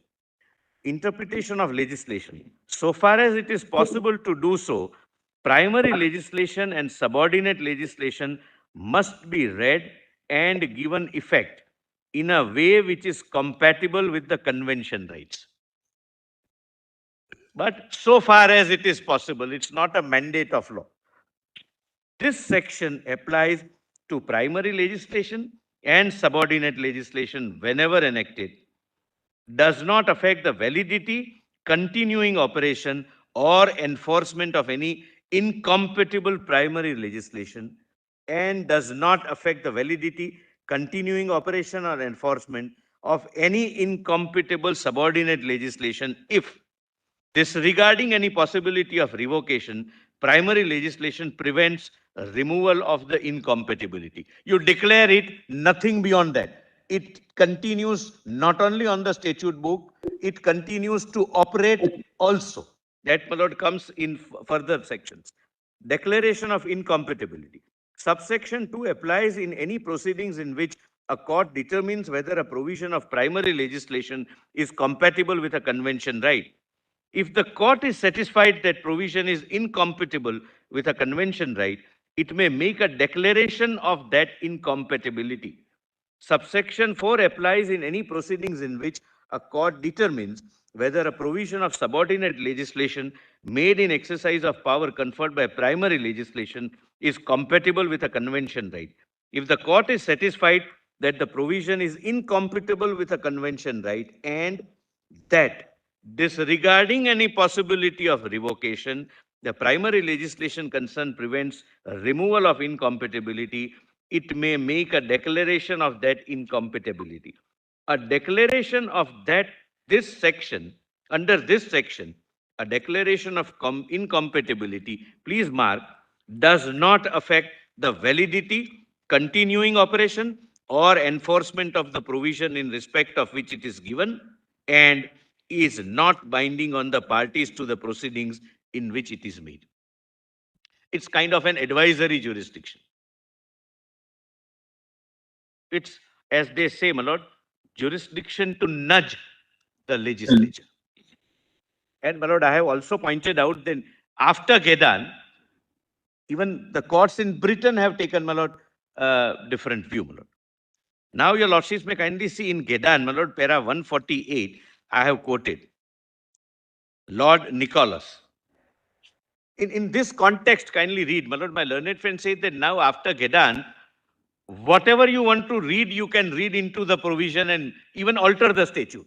That was, my lord, the tall argument which was made, which is, my lord, how legally not sustainable, but the foundation is false. The foundation is that there is an equal jurisdiction between the Supreme Court of India and the UK Supreme Court. UK Supreme Court exercising power of declaring a statute to be incompatible. Nothing less than that, my lord. Lord, 147, if your lordship don't mind, if your ladyship don't mind. 84, Yes. my lord. It is submitted that despite the wide powers, the court in UK have clarified that the powers are limited, interpreting, not legislating. Even post-Gedan, we can only interpret, we cannot legislate. In considering that is what is possible, the courts have repeatedly stressed the constitutional importance of maintaining the boundary between interpretation, which is, my lord, this is in quotation, my lord, MacDonald judgment, subsequent to Gedan, interpretation which is a matter for the courts and others who have to read and give effect to legislation, and amendment which is a matter for parliament. This is post-Gedan MacDonald judgment.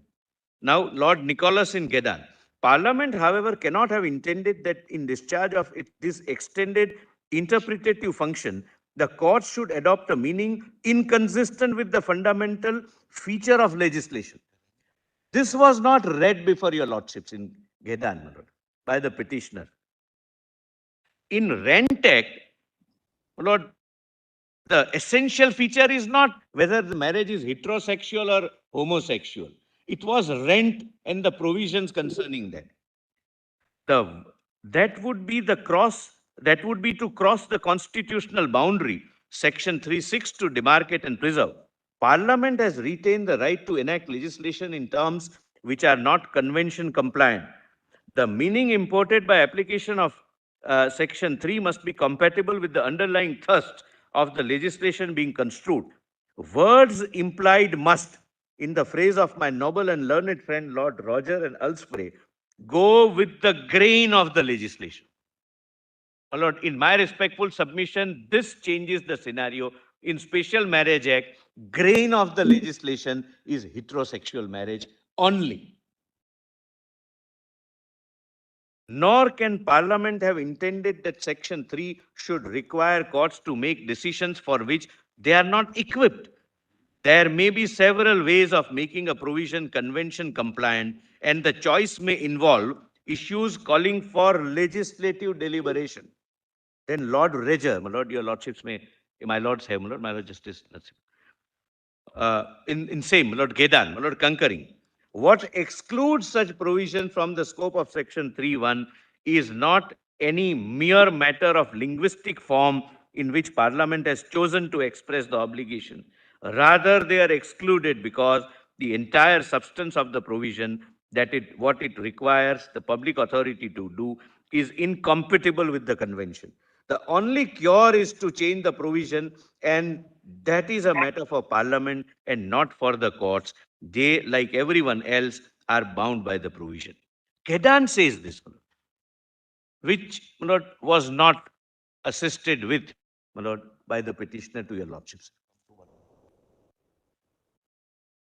Actually, you can see the last portion of that. That quote, page PDF 85.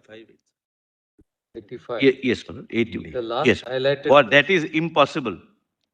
Yes, my lord. May I read, my lord, the first part also? It does not allow the courts to change the substance of the provision completely, to change a provision from one where Parliament says that X is to happen into one saying that X is not to happen. Then, my lord, bold portion at the foot of this para. For instance, the Court of Appeal held that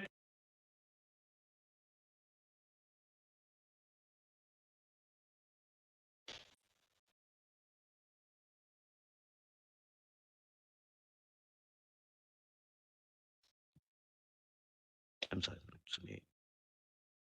it was impossible for the court to use the interpretative obligation in Section 31 in effect to recreate the fixed penalty scheme enacted by Parliament so as to turn it into a scheme that was compatible with Article 6.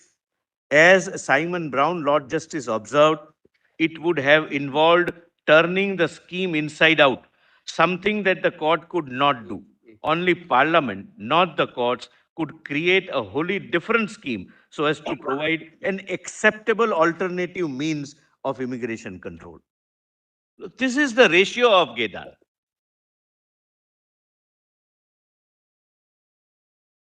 Now, Your Lordship, my Lord, kindly see para 149. He uses stronger words like judicial vandalism. My Lord, I didn't read it, my Lord. In fact, my Lord, this is still, my Lord, British language. American judgments are more harsher. Very sharp. Very sharp. Very sharp, my Lord. Very.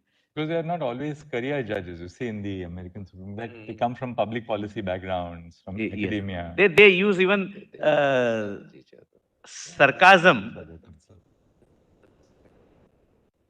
And Justice judgments are extraordinarily trenchant. Justice Kalia. Justice Kalia. Lord, Justice Kalia in this, my Lord, Oberfläche has used sarcasm, my Lord, while dealing with further judgment. But, my Lord, that. Writing. Yeah, absolutely. Lord, para 149. Judicial vandalism, Lord, I avoided reading that part, my Lord, but it's not, my Lord, I'm just only reading, my Lord. It is submitted that discussion of the boundary between legislation and interpretation has tended to focus on two factors. First, it will not be possible to construe legislation in a convention-compliant way if to do so would be inconsistent with some important feature of the legislation. The grain of the act, my Lord, as they say. And grain is heterosexual, right from the debates till the language used. Secondly, the courts, even in UK, have shown a reluctance to place creative reliance on Section 3 in cases involving complex questions of social policy, which the courts are ill-equipped to decide and which are therefore best left to Parliament. The earlier authorities prior to Gedan and after HRA, which were summarized by Lord Brigham in so-and-so versus so-and-so, it was held that a convention-compliant interpretation may not be possible where it would be incompatible with the underlying thrust of the legislation or would not go with the grain of it or would call for legislative deliberation or would change the substance of a provision completely or would remove its pith and substance or would violate a cardinal principle of the legislation. My Lord, this is before Gedan and after the Human Rights Act, my Lord, came into effect. Lord, kindly, my Lord, come to the next page, my Lord. Yeah, Gedan was 99. Gedan was 99. So the Human Rights Act came into force in 1998. 98. And this judgment, my Lord. Gedan is 2004. No, Gedan is 2004. I'm sorry. 2004. 2004, my Lord. It's after the act. It's post-act. So between 98 and 2004 comes, my Lord, this Sheldrake. Justice. But the interesting part is that concurrently with Gedan, you have that Civil Partnership Registration Act in 2004. Yeah. Around that time. So there was a move there. Yes, my Lord, contemporary move. But that was discussed, debated in public, and thereafter brought by way of a legislature, my Lord. And Gedan was not concerned with that issue, my Lord. On the subject matter before Gedan was not that issue. Then, my Lord, after Gedan, Wilkinson judgment, my Lord. This is also very interesting. May I, my Lord? We'll continue after that.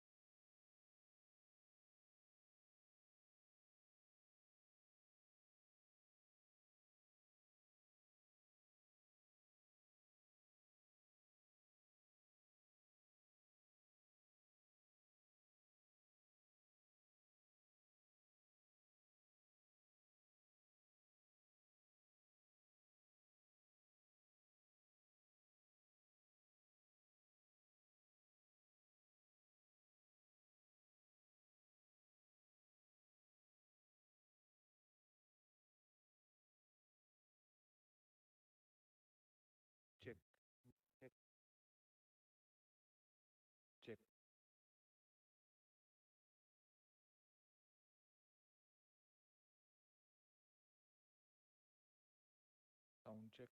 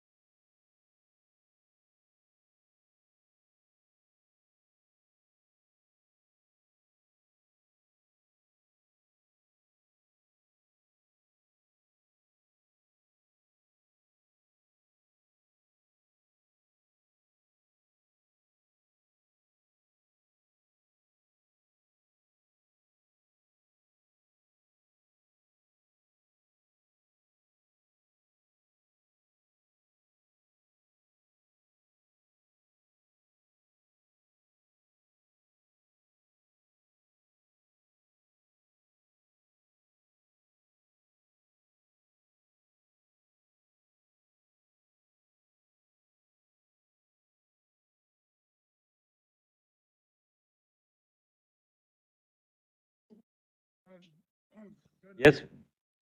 Before my narrative starts, I'm told that your lordships were indicated that in the morning that your lordship may detach some of the matters. Just that one matter about the notice provision, because, I remember that came up before Brother Narasimha and me in a two-judge bench. It's a matter capable of being handled by any other bench also. We'll handle. Inextricably interlinked minutes. In our petition, for instance, we have challenged. But Mr. Ramchandran, that notice issue applies equally to heterosexual couples and same-sex couples. It would be more appropriate for your lordships to decide that because we've already argued.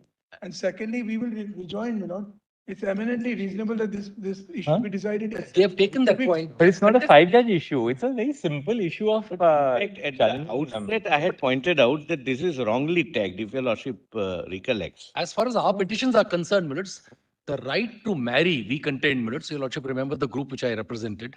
It would be illusory unless the notice provisions go, because the notice itself. That issue is not an issue which is sui generis to same-sex couples. No, correct. According to you, one second, according to you, the right to marry even of a heterosexual couple is illusory if I have to step in and give 15 days notice, then, have, people raise objections about, that's the point. So it has absolutely no connect with the issue of whether same-sex couples should have a right to marry. It's irrelevant to that. The only reason I would urge your lordship, it's a constitutional issue because runaway couples, both heterosexual and homosexual. Mr. Grover, it's an important social issue, but not necessarily a constitutional issue for a constitution bench. These are matters which every day in and day out are Mr. Grover. Before your right to privacy. Just see what Justice Bhatt is saying. Association are actually implicated. They are constitutional issues. It's eminent that the constitution will decide it. Because that be a constitutional issue can be decided by a 2 or 3 judge bench. 19(1) P and A and 21 we are raising. Yes, but Mr. Grover, my lord, even 19(1)A, Shreya Singhal was not Shreya 5. Singhal was 9. Many of these judgments are not 5 judges. Everything should not be elevated to the level of. Already heard it. It would be more appropriate. We can't. Yes, the only request is your lordship may take a call after the hearing. One second. Let's set the path of least resistance. Learned solicitors on his legs.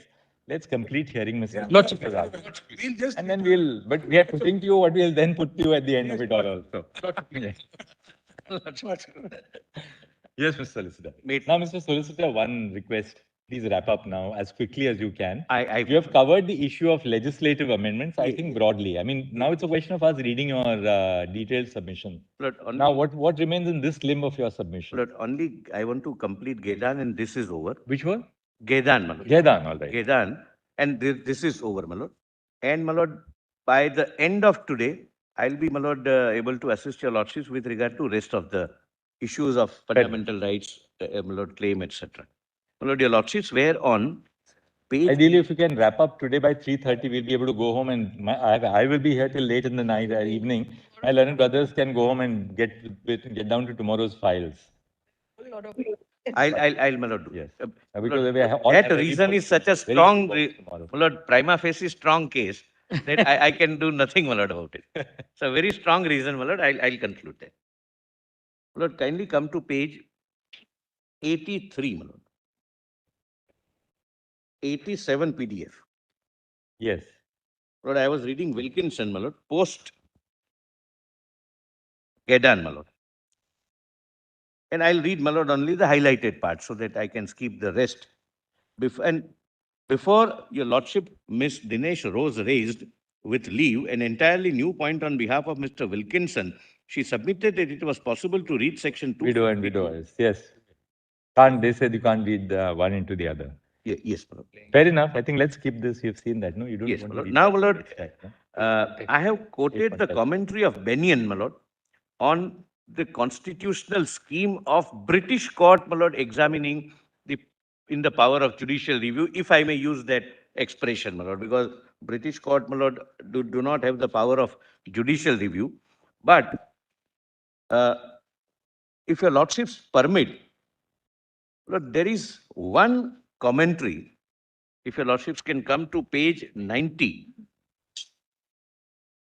and the resemblance is purely coincidental, my lord, because this is the only book where I found, my lord, comparative study between I think you better you better leave the book over there, you know, and you've cited it, and that's about all, I think.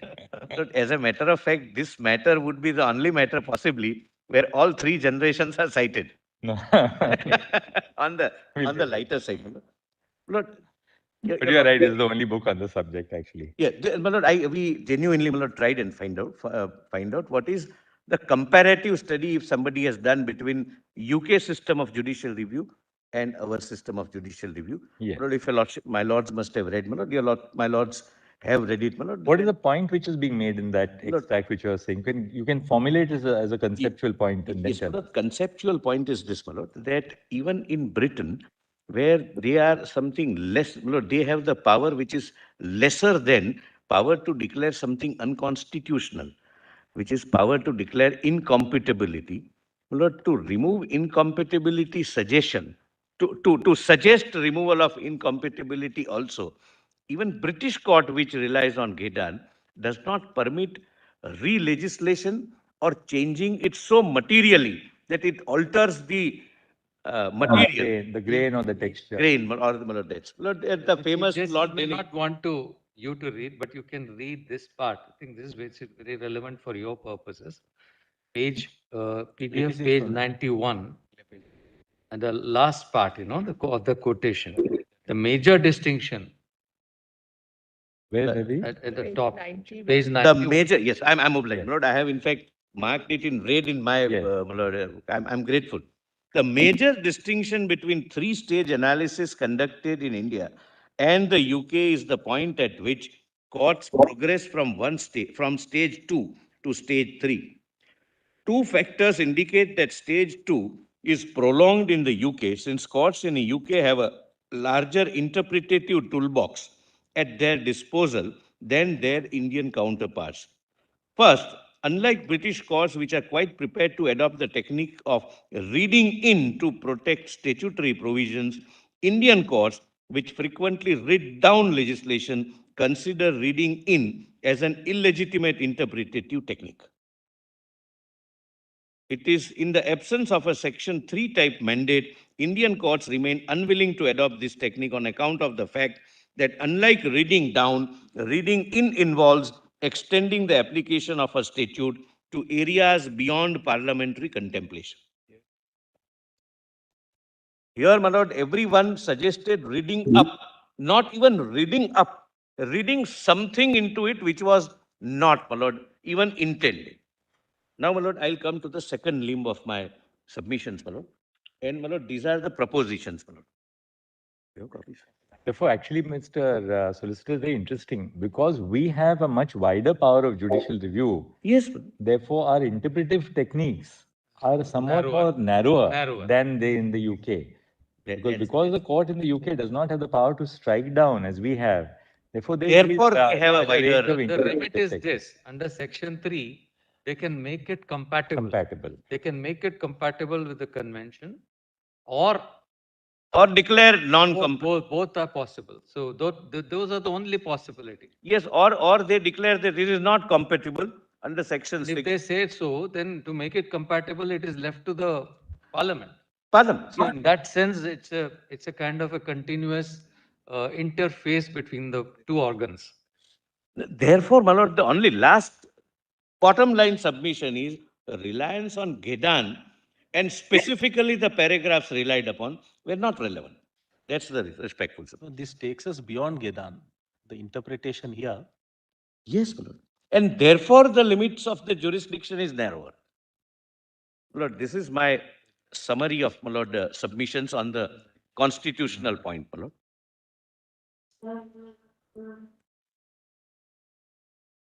And I'll quickly go through, my lord, my note. Now we are closing with the legislative amendment part, right? My lord, there only one point is raised. I'll just in one line say, the Supreme Court would not exercise, or has never exercised a power of issuing mandamus to Parliament. I have put the judgments, that's all, in the first part. I'm not reading them. Well settled. Your Lordships, my lord, yesterday also, there is no dispute that there is no mandamus to Parliament, that you enact the law, etc. This is, my lord, now I'm on the second limb of my submissions, my lord. This is on the claim of fundamental rights. My lord, my first and foremost point is right to love, right to cohabit, right to choose one's partner, right to choose one's sexual orientation is a fundamental right. Can you just say that again, Solicitor? Yes, just right give me just 1 second. Sorry, 1 second. Right to love, right to cohabit, right to have sexual orientation, and right of sexual preference. We'll rephrase it. Right to or can we say it's right to have a sexual orientation? Should we say right to exercise that right? What would be the correct verb, Ravi?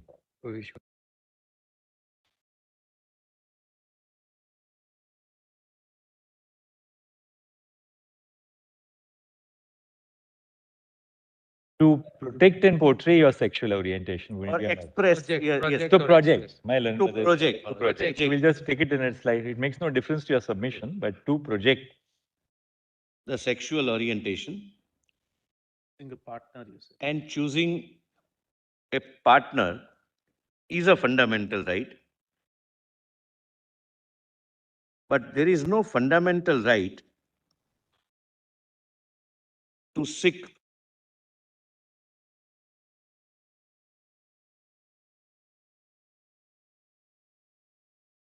recognition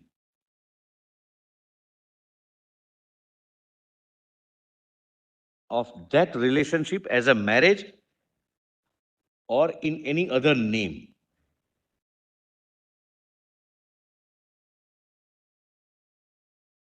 What is the last portion? Seek as a marriage in any other name, is it? Marriage or any other name.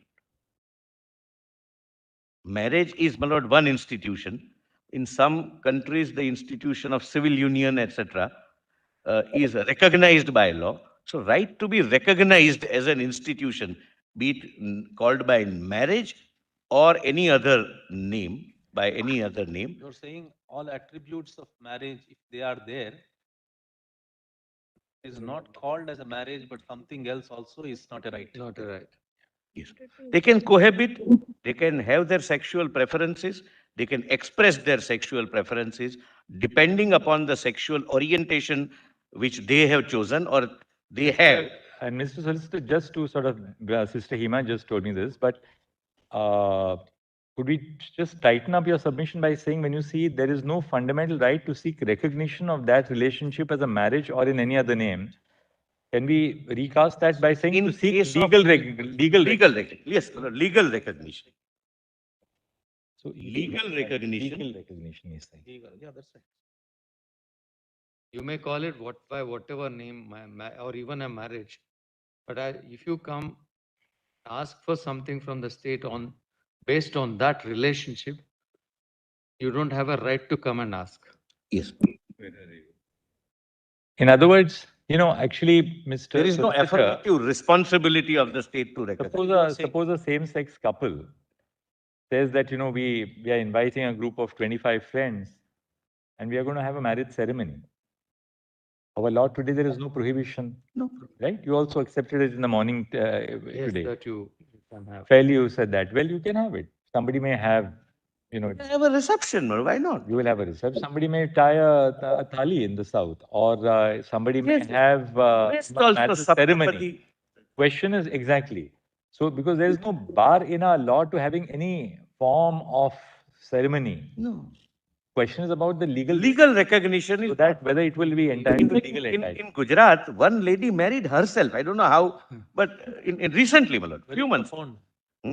Very profound, I said. Very profound. Very profound. Spiritually very profound, my lord. But anyway, my lord, let's not. So what you're saying, what we understand is that there could be a right to cohabit or for a orientation of a particular kind, and give it by any name a relationship which is being sanctified, but that will not have corresponding obligations on the state to do something. To recognize it legally, statutorily or otherwise. But Mr. Solicitor, let's go step by step. Once you recognize that there is a right to cohabit, in other words, homosexual relationships are not really one-off incidents in the life of a person. They may also be symptomatic of a sustained emotional, social, physical relationship. Once you recognize that the right to cohabit itself is a fundamental right, then to say that you cannot seek any legal recognition at all, because once we accept the fact that same-sex couples have a right to cohabit, then there is a corresponding duty on the state to at least recognize that cohabitation, all the social incidents of that cohabitation must find recognition in the law. See, let us take, just moving away. We're not going to marriage at all at this stage. We are moving away from here. Yeah. If you move away from the statutory regime, just let us cast ourselves back to the pre-1954 situation. If you visualize here, it means that the law did not say anything about marriage. There was no Hindu code. And yet, the incidents of marriage and the effects of marriage were strewn across several provisions. And we are not talking of only IPC. We are talking of other provisions which confer benefits, which may recognize this. Supposing you're working, there's a hard-earned money which you have as gratuity or provident fund. And there is no provision in that to enable the heirs to get it. There is no provision for nomination. So there is an element of, whether you call it a duty or not, as a welfare state, as a democratic state, there are aspirations of the people that there's some recognition somewhere. Now, if the recognition is framed in such a manner that it is acting as an active barrier for this kind of relationship, what is the remedy? At least what can the state do? Apart from your basic argument that you cannot read down, cannot read in, etc. How else? Those are 5 or 6 key indicators which they have been mentioning. How does I understand. Lord, the problems which were highlighted. Cohabiting couple, they have, say, can they not have a joint bank account? Or nomination in the insurance policy. That certainly, my lord, these are all human concerns, which, my lord, I also share and the government also shares. Difficulties. Yes, my lord. And we must find a solution to that problem. Solicitor, from that point of view, we would be more than willing to have the government make a statement before us, because you have ministries who are dedicated for this purpose. Ministry of Social Justice and Empowerment, Social Justice, Ministry of Persons with Disabilities, Ministry of Women and Child Development. So you see, you may not, you may or may not call it marriage, but some label is necessary. May perhaps not be, my lord, it's a loud thinking. I may not, my lord, dwell much on that. I mean, But just in principle, I must say, at the outset, as an officer of the court, that except any legal recognition of this form of cohabitation, either as a marriage or by any other that's name. why we are right now not at, we are not at that, we are not pegging it at that. There are we are going other step by step right if now. there are other issues or concerns, they can be addressed on the government. You have an income tax expert here. Yes. You have an AOP. You have a concept known as an AOP. That's right. You have a concept known as contract, concept known as partnership. These are illegally recognized. Statutorily recognized and created. Right. Point is, yes, I think the key to this is association. Although we have certain other things could creep in once you bring in 19(1)(c). But what you are saying in essence is they have a right to associate themselves. And in that association also means exclusion. In that relationship, there is no other person. On that concern issue, my lord, I share the concern. But the government also, my lord, I don't think exactly. I don't think this will be an issue. That's why we thought that this should come from you, because I mean ultimately we want some element of a broad sense of coalition, because we are also conscious about the fact that there's so much which representative democracy must also achieve in our country. Therefore, we'd be happy to get that kind of. My lord, I undertake, my lord. And now take another thing. Today, forget that Kara circular for a moment. We're going to put it to Ms. Bhati later on. One of the couples in a same-sex relationship can adopt. No bar at all. It's lawful. Now, in such a situation, a child goes to school. Does the government want a situation where the child is essentially treated as a single-parent child? Or you don't have to go as far as marriage in this as well. See, so we don't have to go for an all or broke approach, at least at this stage of the development of our social ethos. Should the child not have the benefit of the cohabitation between the two people in whose home that child resides? This is more, your lordships are right. I understand the concern your lordships have. If one can, my lord, why not two? Merely because they happen to be sharing the sex. There is an issue there. Correct, I mean, concern. If there are two, then both have to be recognized. It can't be that one relates to one and the other one relates to the other. So both children are the children of both those parents. From your angle, there could be something else in your mind, which also, I mean, cannot be wished away. But at the same time, if this is normal for them. Look, this is more a sociological problem. Yes. The rearing of the child, development of the child, maybe. But these are all hypothetical situations, and my learned friend will deal with it. But they are real life. No, they are not hypothetical. What I'm going to submit is a hypothetical situation.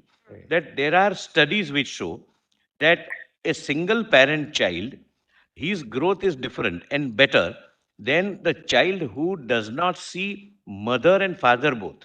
He sees either two men or two women. But the difficulty is this, and I'll very candidly share this. This movement, this kind of orientation must be in existence since time immemorial. But this movement started in 2002, around 2002. Actually, Mr. Solicitor, it's the other way around. You see, it was the impact of British Victorian morality that we gave much of that we had to forsake much of our cultural ethos. You go to some of our finest temples, which reflect the architecture. I understand. And even if you look at them, you will never say that this is either, lurid or that it is depicts some Pure immoral. I was slightly It on a shows the different depth. point. It shows the depth of our culture. So what really happened? It's a very layered culture that probably It's those layers- educative. Actually, Others it was imitated. intended to be educative. And look at the great It was very profound, pragmatic and educative. look at the profound nature of our culture down the ages. What happened, unfortunately, was from 1857 and thereafter, and you got the Indian Penal Code, for instance, we imposed, as it were, a code of British Victorian morality on a completely different culture. And our culture was extraordinarily inclusive, very broad, and which is possibly one of the reasons why our religion survived even foreign invasions, because of the inclusion, the sense of elasticity tolerance, of the culture. the breadth and the profound nature of Correct, our absolutely, culture. absolutely. I was on a slightly different point. So, you know, the reason why I'm saying this, Mr. Solicitor, is this, that there are so many issues in which you can, in that sense, we also understand our limitations as a court. I mean, there's no question about it. But there are so many issues in which, you know, for instance, of course, you have made your argument on the legislative side, but there are so many issues on which, on the administrative side, your ministry I take it, my lord, and can find real solutions to these problems, and maybe we can be acting as facilitators to achieve these certainly, my lord, and there, my lord, there would not be any adversarial stain. Yeah. And the relationship of the court with the government in that sense is not really an adversarial relationship. Cannot so be, much and of the work especially which in we a do. matter involving human. We're constantly, you know, especially on socio-economic matters, we are pushing the government. We are asking them, come on, come back. Give us. So I'll speak to my lord at an appropriate level and respond. We may not have a model within us, and it may not be appropriate for us to devise that model. Absolutely. But we can certainly tell the government, but now look, our law has gone so far now. Now, within what our law has recognized, can we not ensure that, you know, there is a certain degree of... Class-specific problems can be addressed to and attended with a view to solving the human issues. I understand. Day-to-day issue. See, look at it from another angle. You have shown us the international scene. Unlike in other countries, there has been no prohibition for this kind of marriage, right? In that sense, except 377, which criminalized this. We didn't have any law. We did not have any law. So, which means that society by and large was where it stood. It was accepting the way things were. But now we have progressed somewhere. We have decriminalized it, and there is some sense of, you know, that identity. How do you handle it as a democratic government and as a system? As my lord, the Chief Justice, my lord, said that as a social welfare measure or as a welfare state.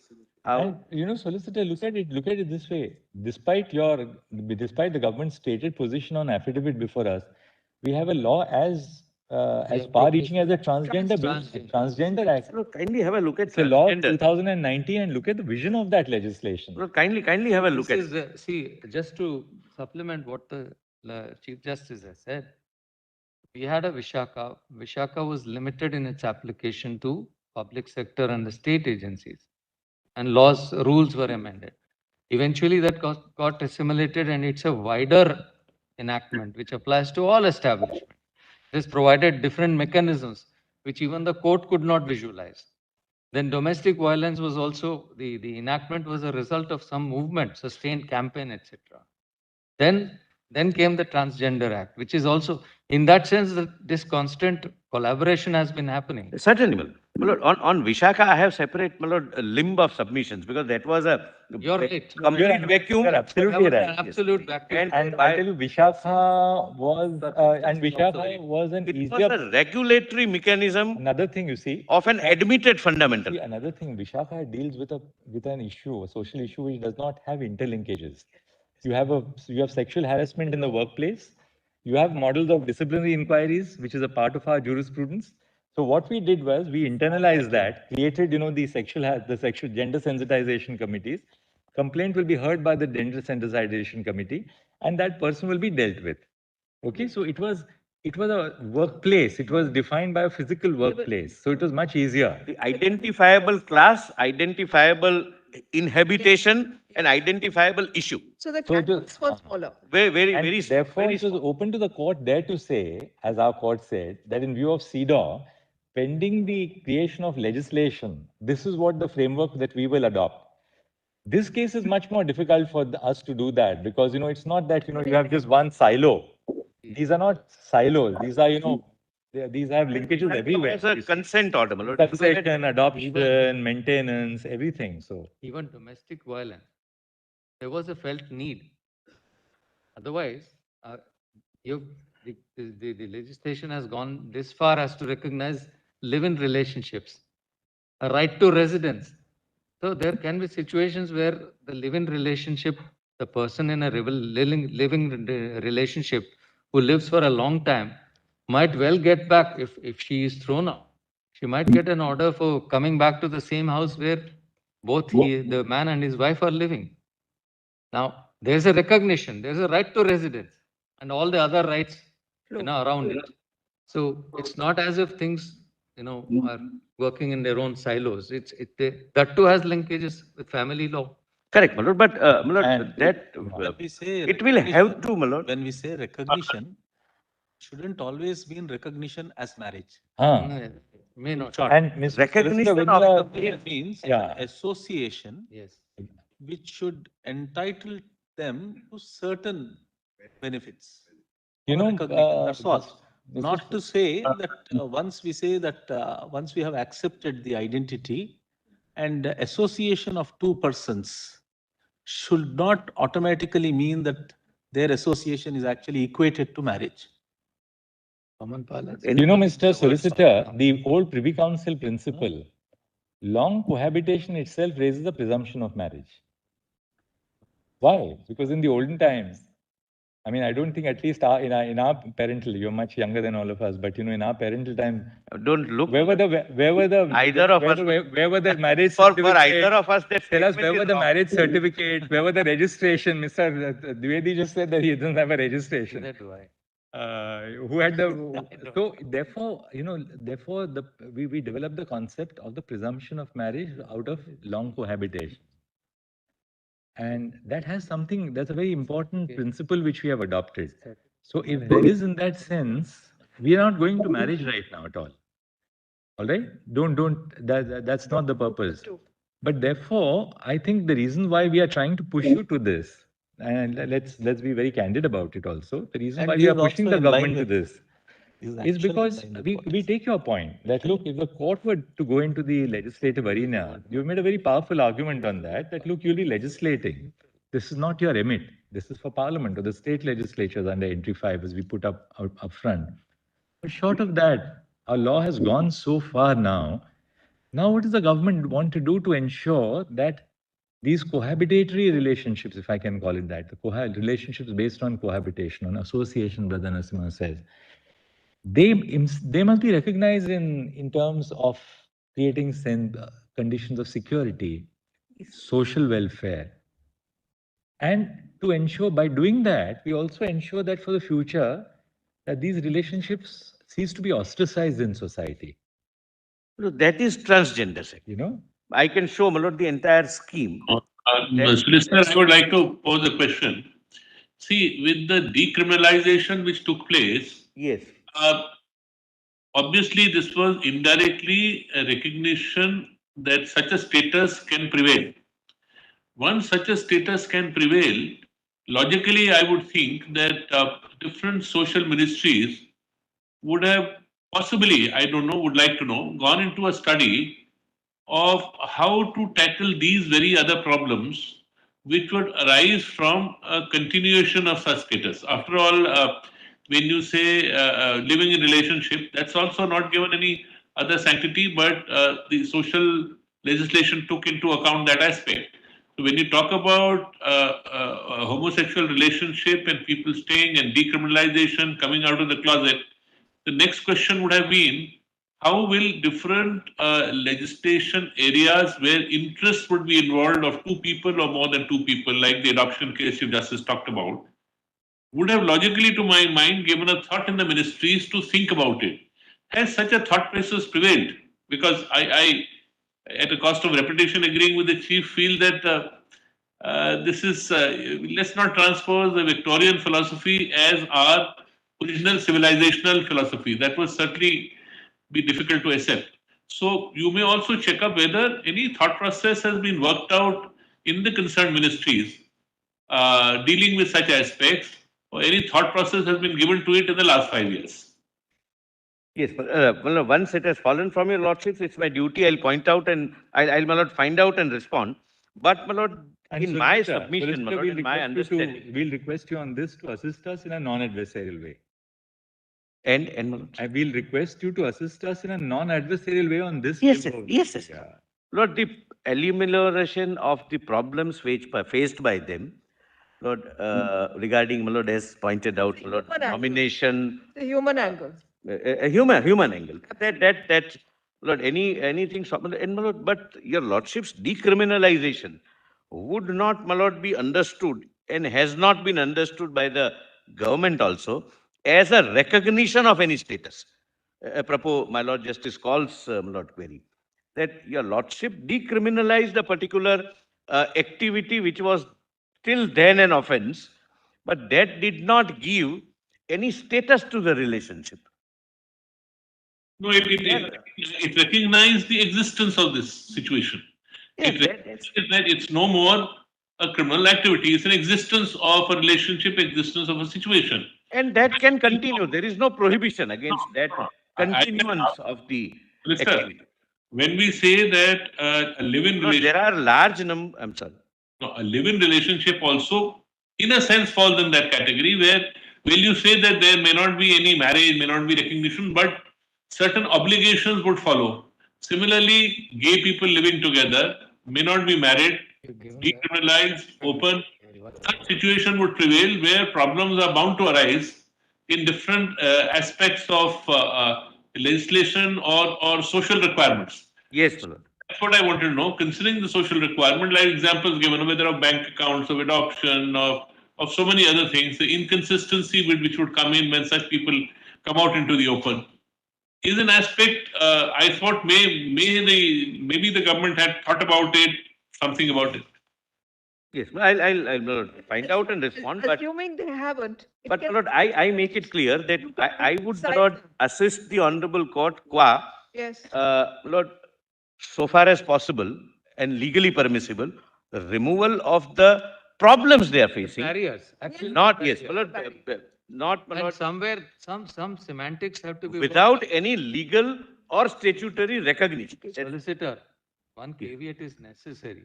When you do remove it, the semantics of it are equally important.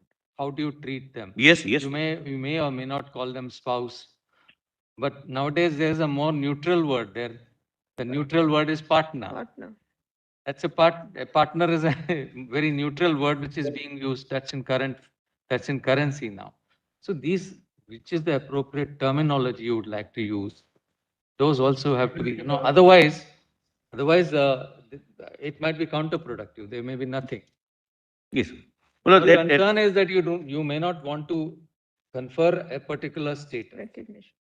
At the same time, there is some need to bring down those barriers. Well, that whatever administratively can be done, I don't. This is, Mr. Solicitor, completely in line with what you were suggesting. An issue like this, the remit is actually with the Parliament or with the executive to take into account.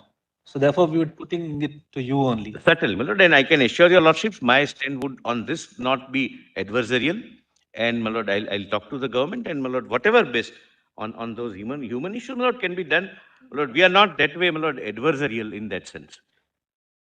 So because now after we break today, tomorrow is miscellaneous. Monday, Tuesday, my learned brother Justice Nasma is not in court. So we meet on Wednesday. So you have that time to, come back to us and respond on Wednesday. Lord, shall I finish this or my lord? Or no, you wrap up on this now. Please. And you Lord, kindly have this. I'll just quickly go through this. Let's quickly run through it.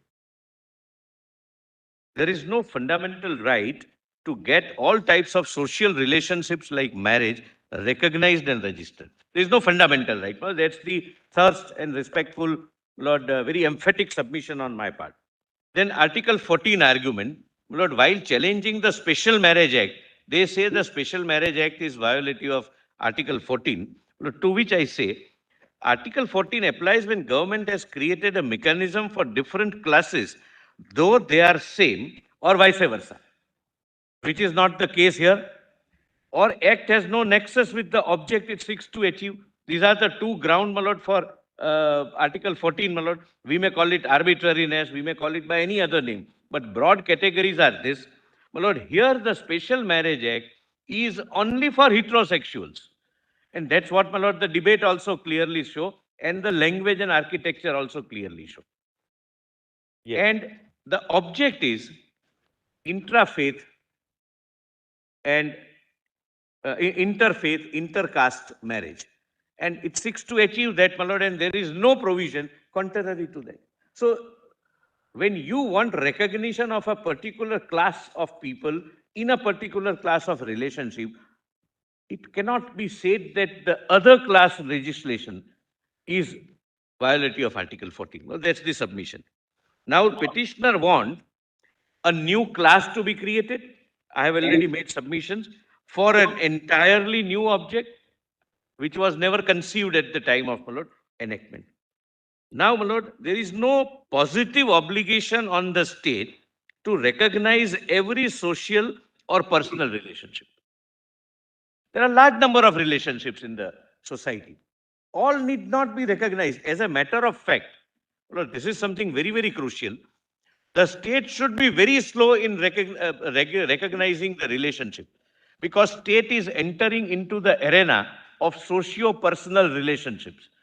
It can recognize only when it finds that legitimate state interest requires regulating them.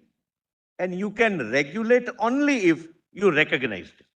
So marriage also in heterosexual, ideally, should not have been regulated.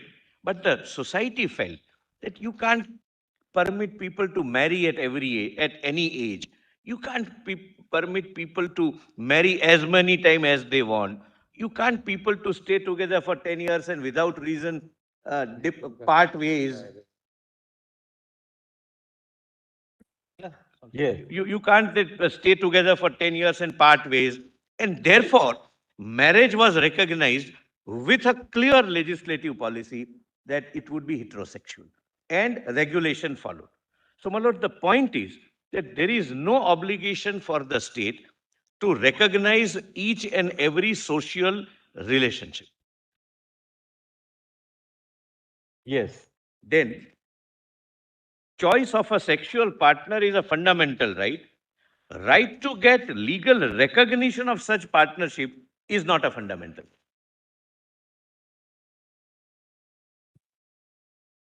Then there is an intelligible differential between heterosexual and homosexual persons, as constituent units in both the classes are different. Heterosexual, my lord, has constituent units which are, my lord, of opposite sex, and homosexuals as a separate class has a different constituent. So it's not, my lord, that unequals are treated equally or equals are treated unequally. That's not the position. My lord, for example, zinc and brass both can be metals. No one is inferior, no one is superior. But they are treated separately. That's as simple as that. Then Article 14, 15 and 21 can be invoked only if law imposes prohibition on homosexual couples in their freedom of choosing sexual orientation and exercising their right in privacy, and not on heterosexual couples. If they say that heterosexual couples are permitted and we are prohibited, then, my lord, possibly 14, 15, 21 may come into play. Now, classification is based upon the nature of relationship and not on the basis of sexual orientation of individuals. Both, my lord, in Hindu Marriage Act as well as in the Special Marriage Act, the pith and substance is the nature of relationship, not your sexual orientation. And therefore, I say Article 14 prohibits class legislation and not classification per se. What we have done, what the legislature has done is classification which has intelligible differentia. Both are, my lord, different. Then Transgender Persons Protection Act provides for an affirmative classification in favor of one class mentioned in section 2K to protect Article 14, 15, 19 and 21 rights of all categories of LGBTQIA plus persons. Lord, if I show your lordships broadly the scheme of this act, Lord, first of all, transgender, the way in which we understand in colloquial parlance, which is equivalent to eunuch, general, that's not the way it is defined. But for a second, if your lordships can just have a trans act, my lord. It covers all spectrums and shades, which, my lord, I have described yesterday, 2K.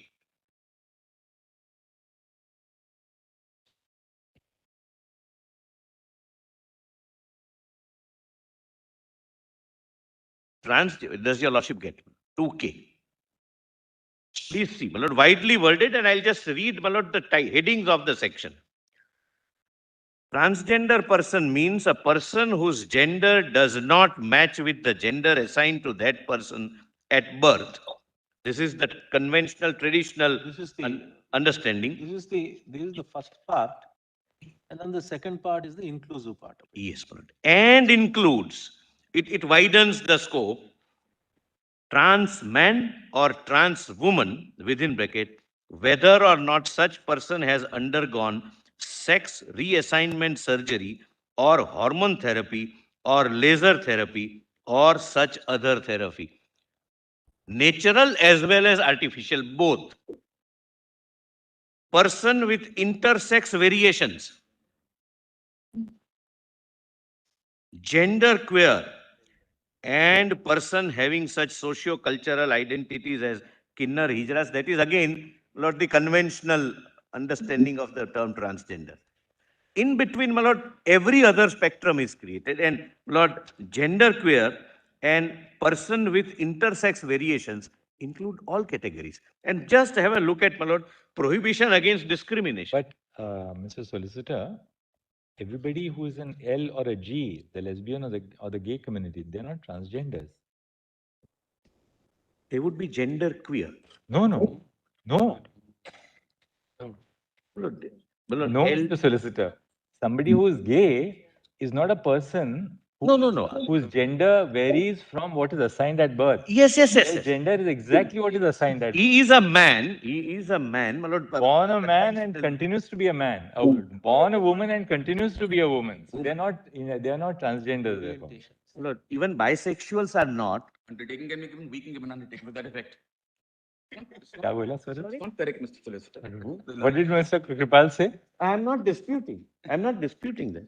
I am not disputing. Yeah. Lord, L, G, B, then we are on T. Right. T is transgender. I say transgender, colloquially understood, is similar to, my lord, Kinnar or he. Anyway, don't get... No, Mr. Solicitor, you may be right in this, that the definition of transgender in this act covers the entire spectrum. That's all I'm saying. I'm not, my lord... But covers the entire spectrum of transgenders. But yet, the community of gays and lesbians is completely distinct from the transgender population. It does not cover the entire class. Yeah, I mean, exactly. if you put them all as one class, LGBT, It's not an interchangeable. they're not there. Lord, Clarify, I don't want to. There's Lord. transgender as opposed to that is cisgender. CII. Right. So that is a distinction. And sexual orientation. So a cisgendered person cannot be a transgender. Exactly.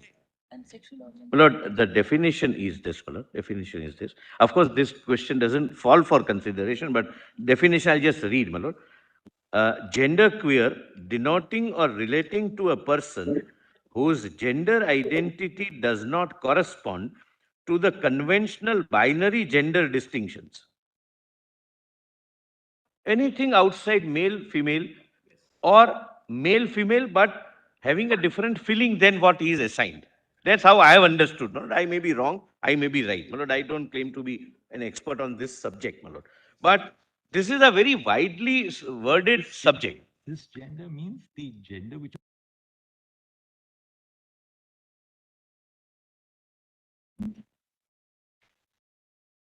The gender outside the binary. No. See, cisgender, cisgender, this is what cisgender is the gender you are born with, With. all right?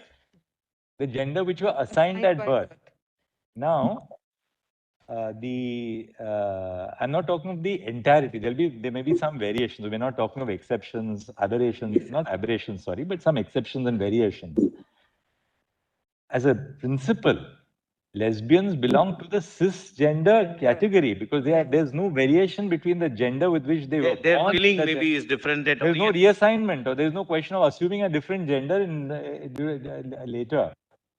Therefore, they don't fall in the T of the transgender bill at all, or the transgender act at all. That They're a completely man different trapped category. in a woman's body or something. My lord, I read somewhere. My lord, I may be pardoned if it's not a correct word or a bad word. My lord, that's how, my lord, I understood it to be. But my lord, it's a very widely worded definition of course, there you are right. It covers the entire gamut of transgenders. Yes. You're right. To that extent, you're absolutely right. But no. Now, your lordships, my lord, kindly in this context, turn to section 7. My lord, first of all, see the title of 3, prohibition against discrimination. Right? Several kinds of discrimination, employment, admission, public places, etc., etc. Then recognition of identity of transgender, application for certificate, issue of certificate. Please see 7. That might, my lord, in this context, my lord, assist your lordships. After the issue of a certificate under subsection 1 of section 6, if a transgender person undergoes surgery to change gender, either as a male or female, such person may make an application along with a certificate issued to that effect by the medical superintendent or chief medical officer of the medical institution in which that person has undergone surgery to the district magistrate for revised certificate.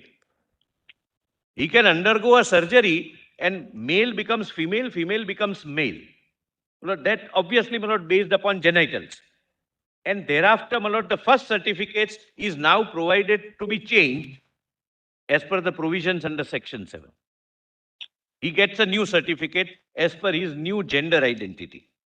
Solicitor, if really the concerns of the gay and lesbian community had to be addressed, possibly, I'm just thinking aloud, possibly a legislation specific to that, as it has come for transgenders, would have addressed the issue.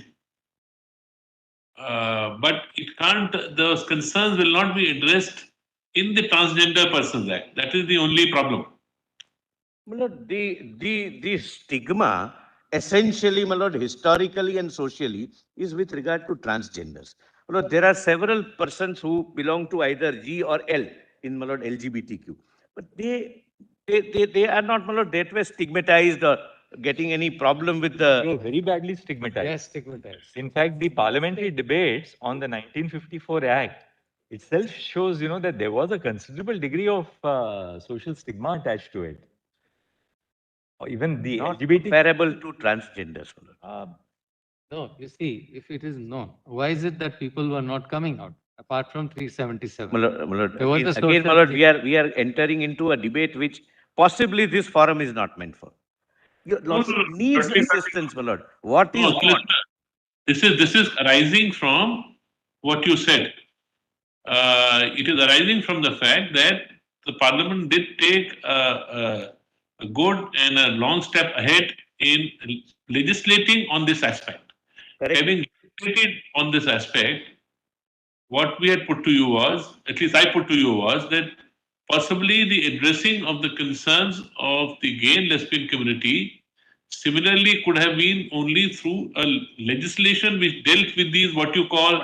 Yes, certainly, my lord. I bow down. The legislature could have and can still do that. There is no difficulty on that proposition. That the way forward is not to read into this act, the problem of the lesbians and gay community, but possibly it's a legislative exercise. We can't issue a mandamus. On that proposition, I have no quarrel. Your lordships are absolutely right. Now, my lord, if I can, my lord, quickly run through, my lord. Which point, Solicitor? My lord, kindly take my second note, my lord. I'll just quickly, my lord, take your lordships through by, my lord. The one we were reading?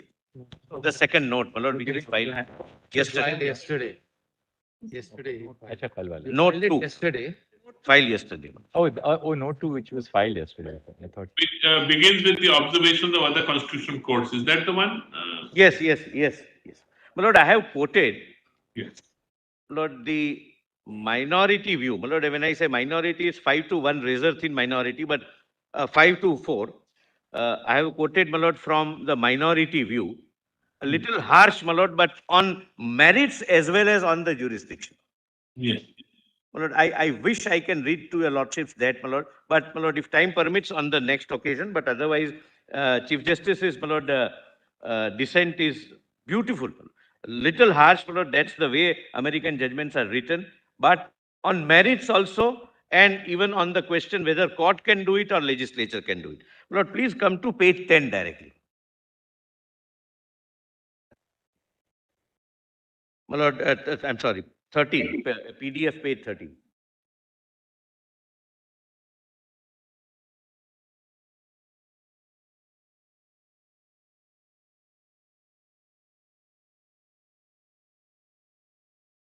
Para 5? Yeah, 5. My lord, I have given, my lord, numerous international judgments, my lord, other than which we have already pointed out, my lord. This is first judgment of the New Zealand, my lord, United Nations Human Rights Committee's judgment. My lord, please see the last part. Article 23, paragraph 2 of the covenant is the only substantive provision in the covenant which defines a right by using the term man and women rather than every human being, everyone, and all persons.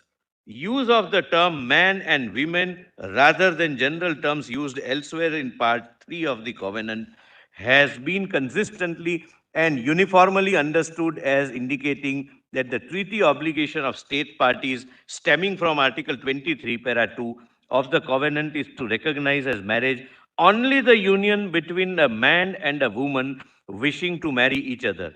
The committee cannot find that by mere refusal to provide for marriage between homosexual couples, the state party has violated the rights of the authors under Article 16, 17, 23, so and so of the covenant.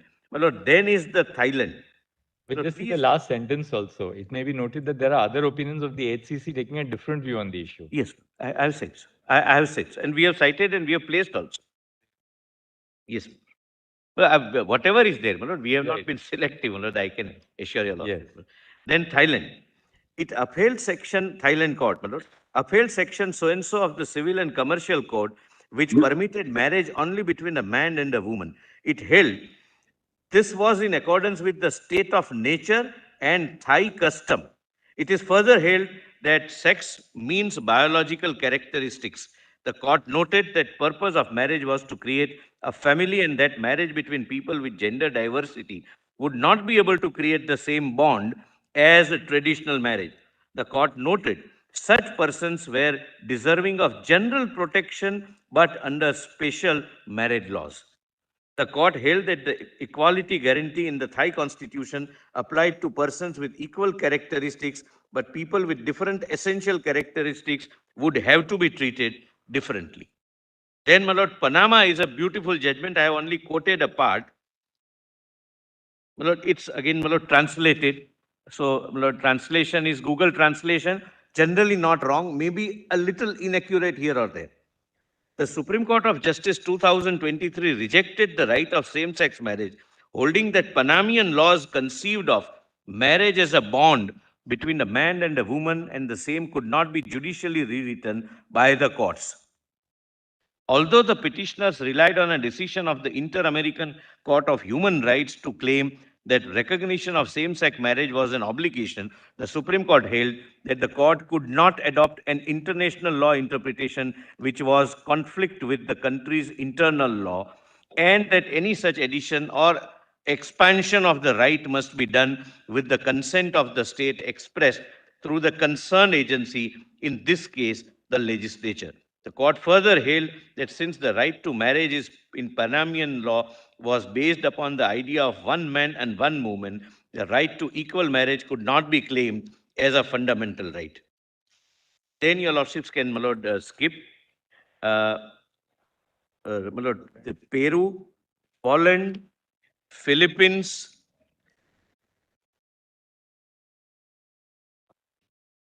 my lord, your lordships, my lord, my learned friend wants me to read para 13, my lord, that is 17, last portion, my lord, of Panama, my lord, again.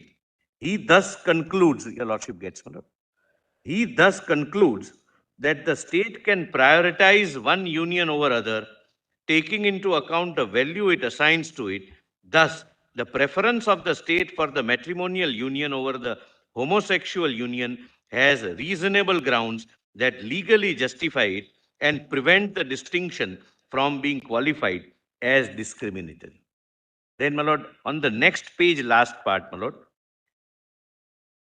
so and so are objectively and reasonably justified in the general interest of giving precedence to those unions with the potential to establish families in their original conception, give continuity to the human species and therefore to the society.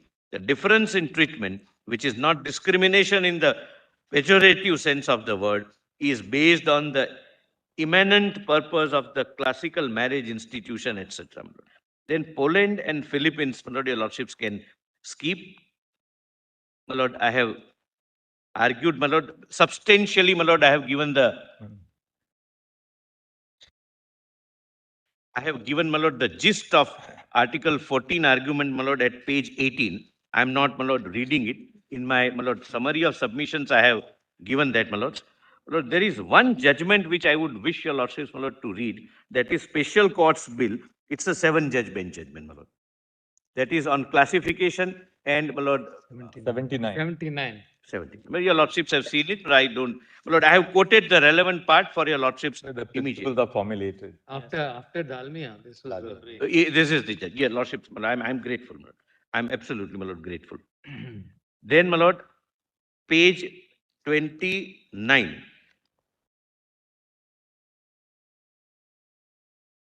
Under inclusion, my lord, Kedarnath Bajoria.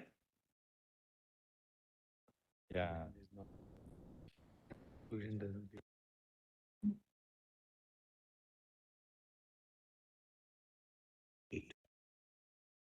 My lord, I rely upon this judgment, my lord, which says, now only the highlighted part, my lord.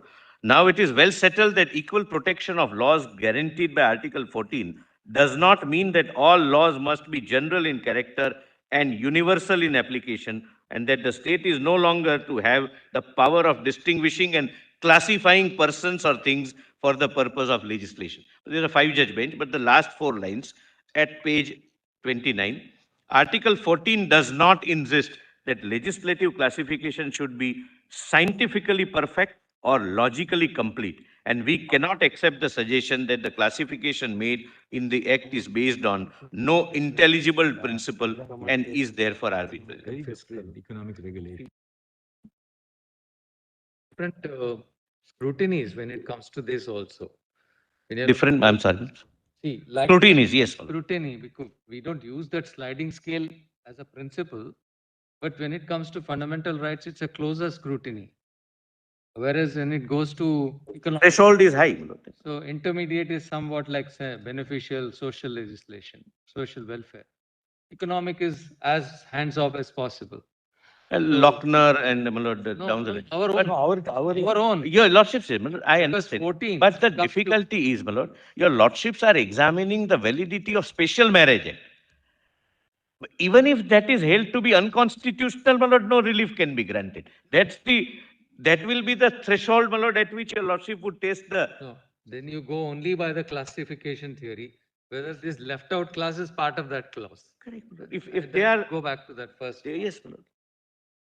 Then, my lord, classification not on the basis of sexuality, basis is honorific status of heterogeneous institution of marriage.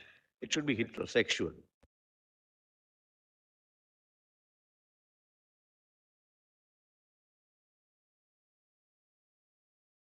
Article 15.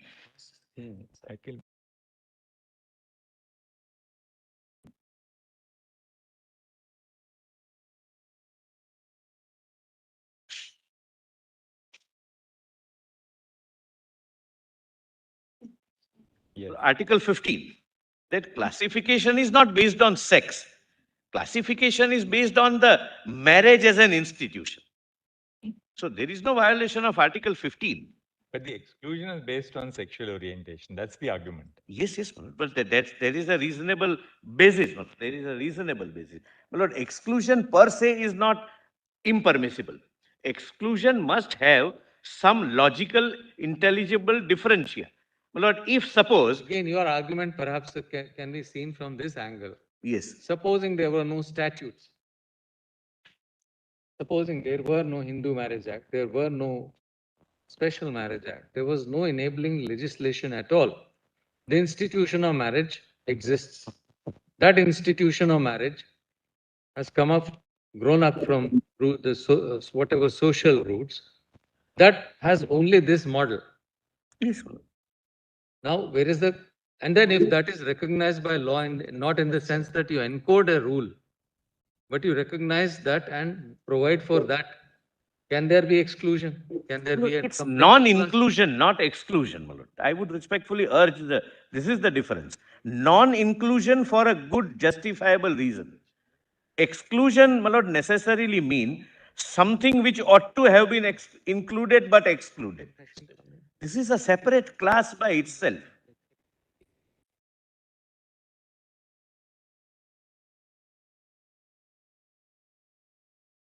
My Lord, Lord, I have... Just 1 minute.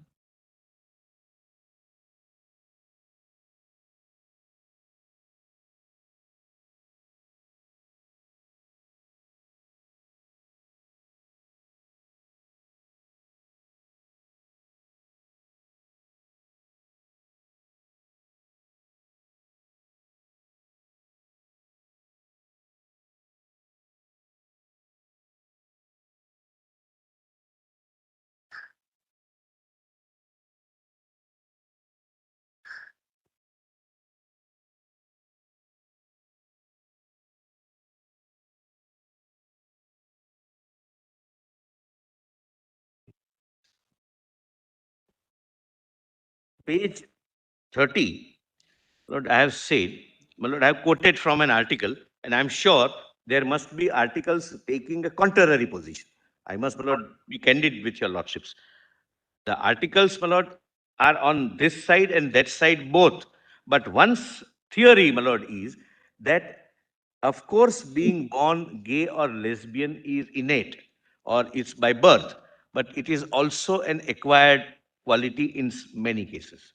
That's the view. Lord, your Lordships would not accept one and discard other, because ultimately these are views and theories based on which, my Lord, no argument legally can be based, my Lord, in a court of law. I'm just, my Lord, placing it for your Lordship's consideration, because this can be one of the considerations as and when, my Lord, the legislature takes the call. Then, my Lord, page 33, my Lord, I'm sorry, PDF 33. I have cited some judgments on this, my Lord. Similarity of outcome is not necessarily the import of Article 14. That's okay. Now we can... Yeah, my Lord, your Lordships, you can just read no, the my Lord, heading. it's a very, very... Just read the heading. Then. Yes, my Lord. Kindly come to 38, my Lord. Lord, Mr. Rohtgi said, false equivalence claimed through scientific techniques. That we can also be parents by artificial insemination, etc., my Lord. We have given, my Lord, details. Again, my Lord, the material available which goes to suggest, my Lord, that theory may perhaps not be a very accurate theory. Then, my Lord, 40.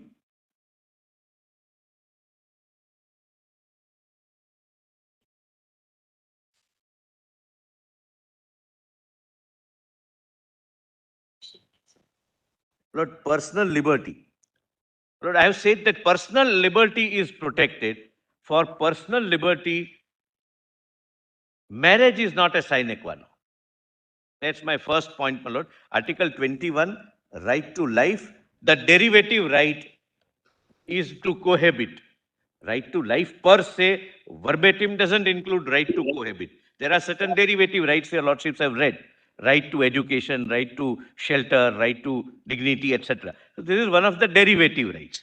So for that, for enjoyment of that right, you don't need a recognized institution of marriage being recognized by the either court or by the legislature, my lord. Then, my lord, 42. Yeah.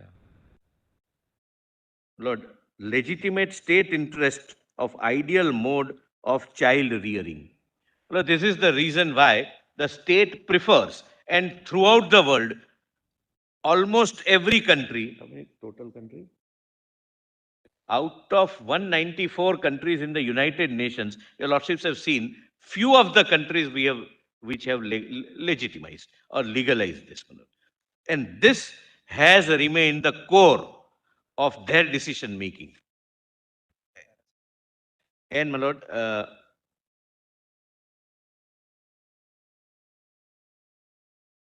now my lord, page 46. This is what, my lord, I was saying.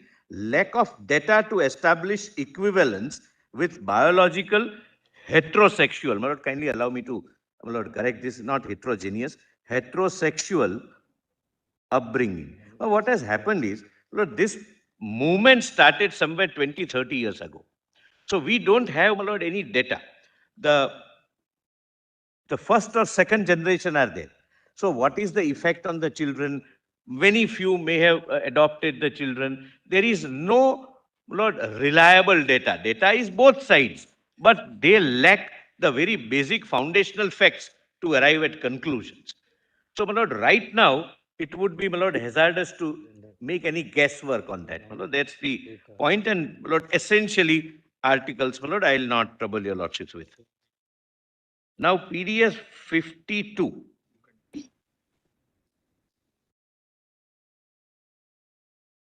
My lord, PDF 52, your lordships have.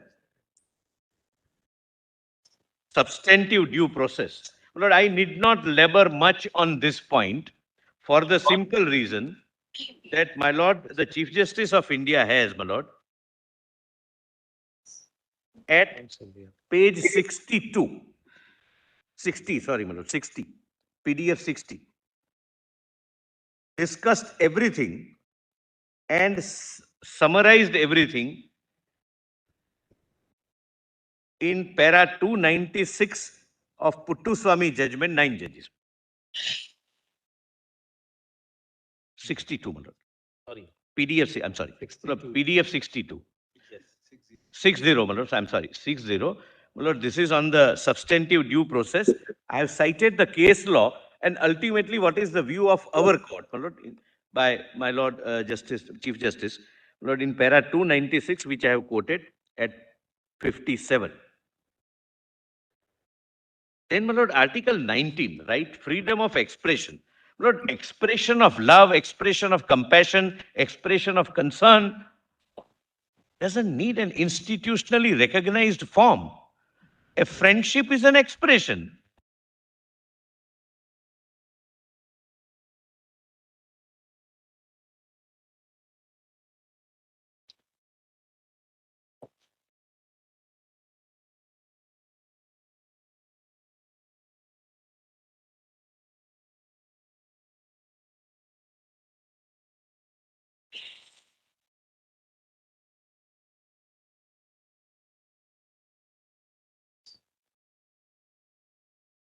Lord, page 61, 62, response to challenge on the notice and objection regime. Your lordships are right now not going into it, my lord. I am not taking your lordships, my lord.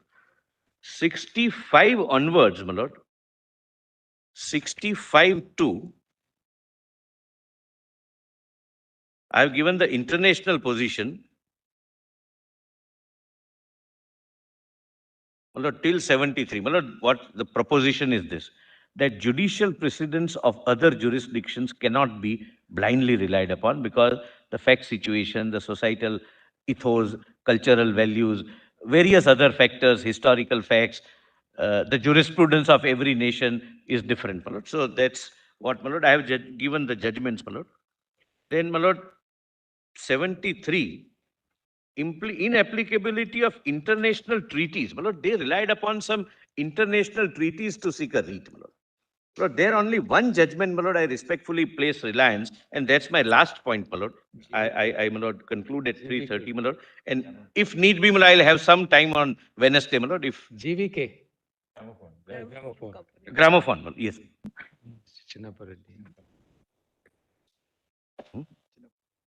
Justice Chinnapareddy, my Lord, I did not. So there are two. One is Justice Chinnapareddy, the other one is Justice Sudarshan Reddy. No, my Lord, GVK is Justice Sudarshan Reddy. the GVK, but this is, my Lord, gramophone company. That's 84, yes. Yes. 1984. The point that you want to make on this? My Lord, there is no treaty obligation argument permissible. Only one para, my Lord, at page 73. 74. Right. The doctrine of incorporation also recognizes the position that the rules of international law are incorporated into national law and considered to be a part of the national law unless they are in conflict with an act of parliament. Lord, thereafter, my Lord, I have given at page... Let them also think.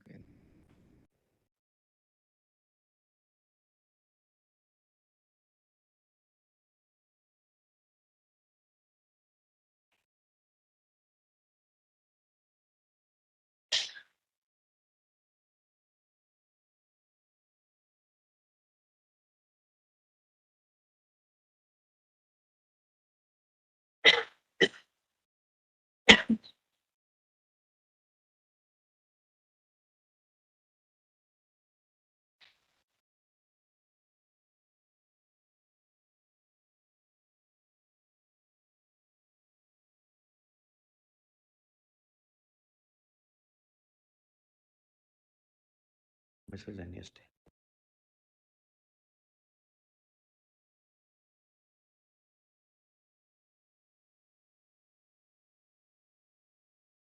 Now on Wednesday, who will follow? My Lord, You want to wrap my up? Lord, if required, my Lord, your Lordship may give me... Certainly, if required. Yes. Mr. Devedi, what we would request you is if you can just give us maybe a page of just crisp submission. Mr. Attorney, you'd like to argue on Wednesday after this? Sir, I have some personal difficulty.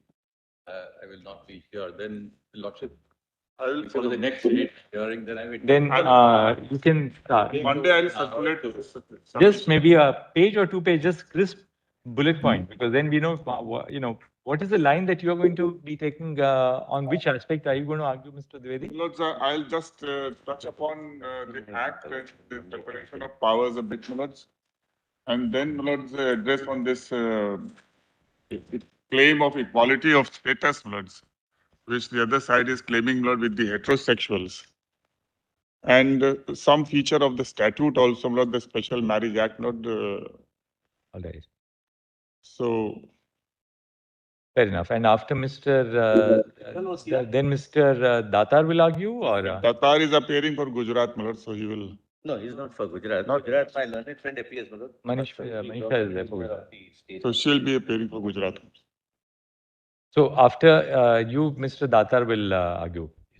I think substantially learned solicitor has covered a lot of canvas. Yes. We can, So therefore, if just short one-page note, we should just like wherever additions. This really helped, because it just brought focus on the whole thing. A little more than that.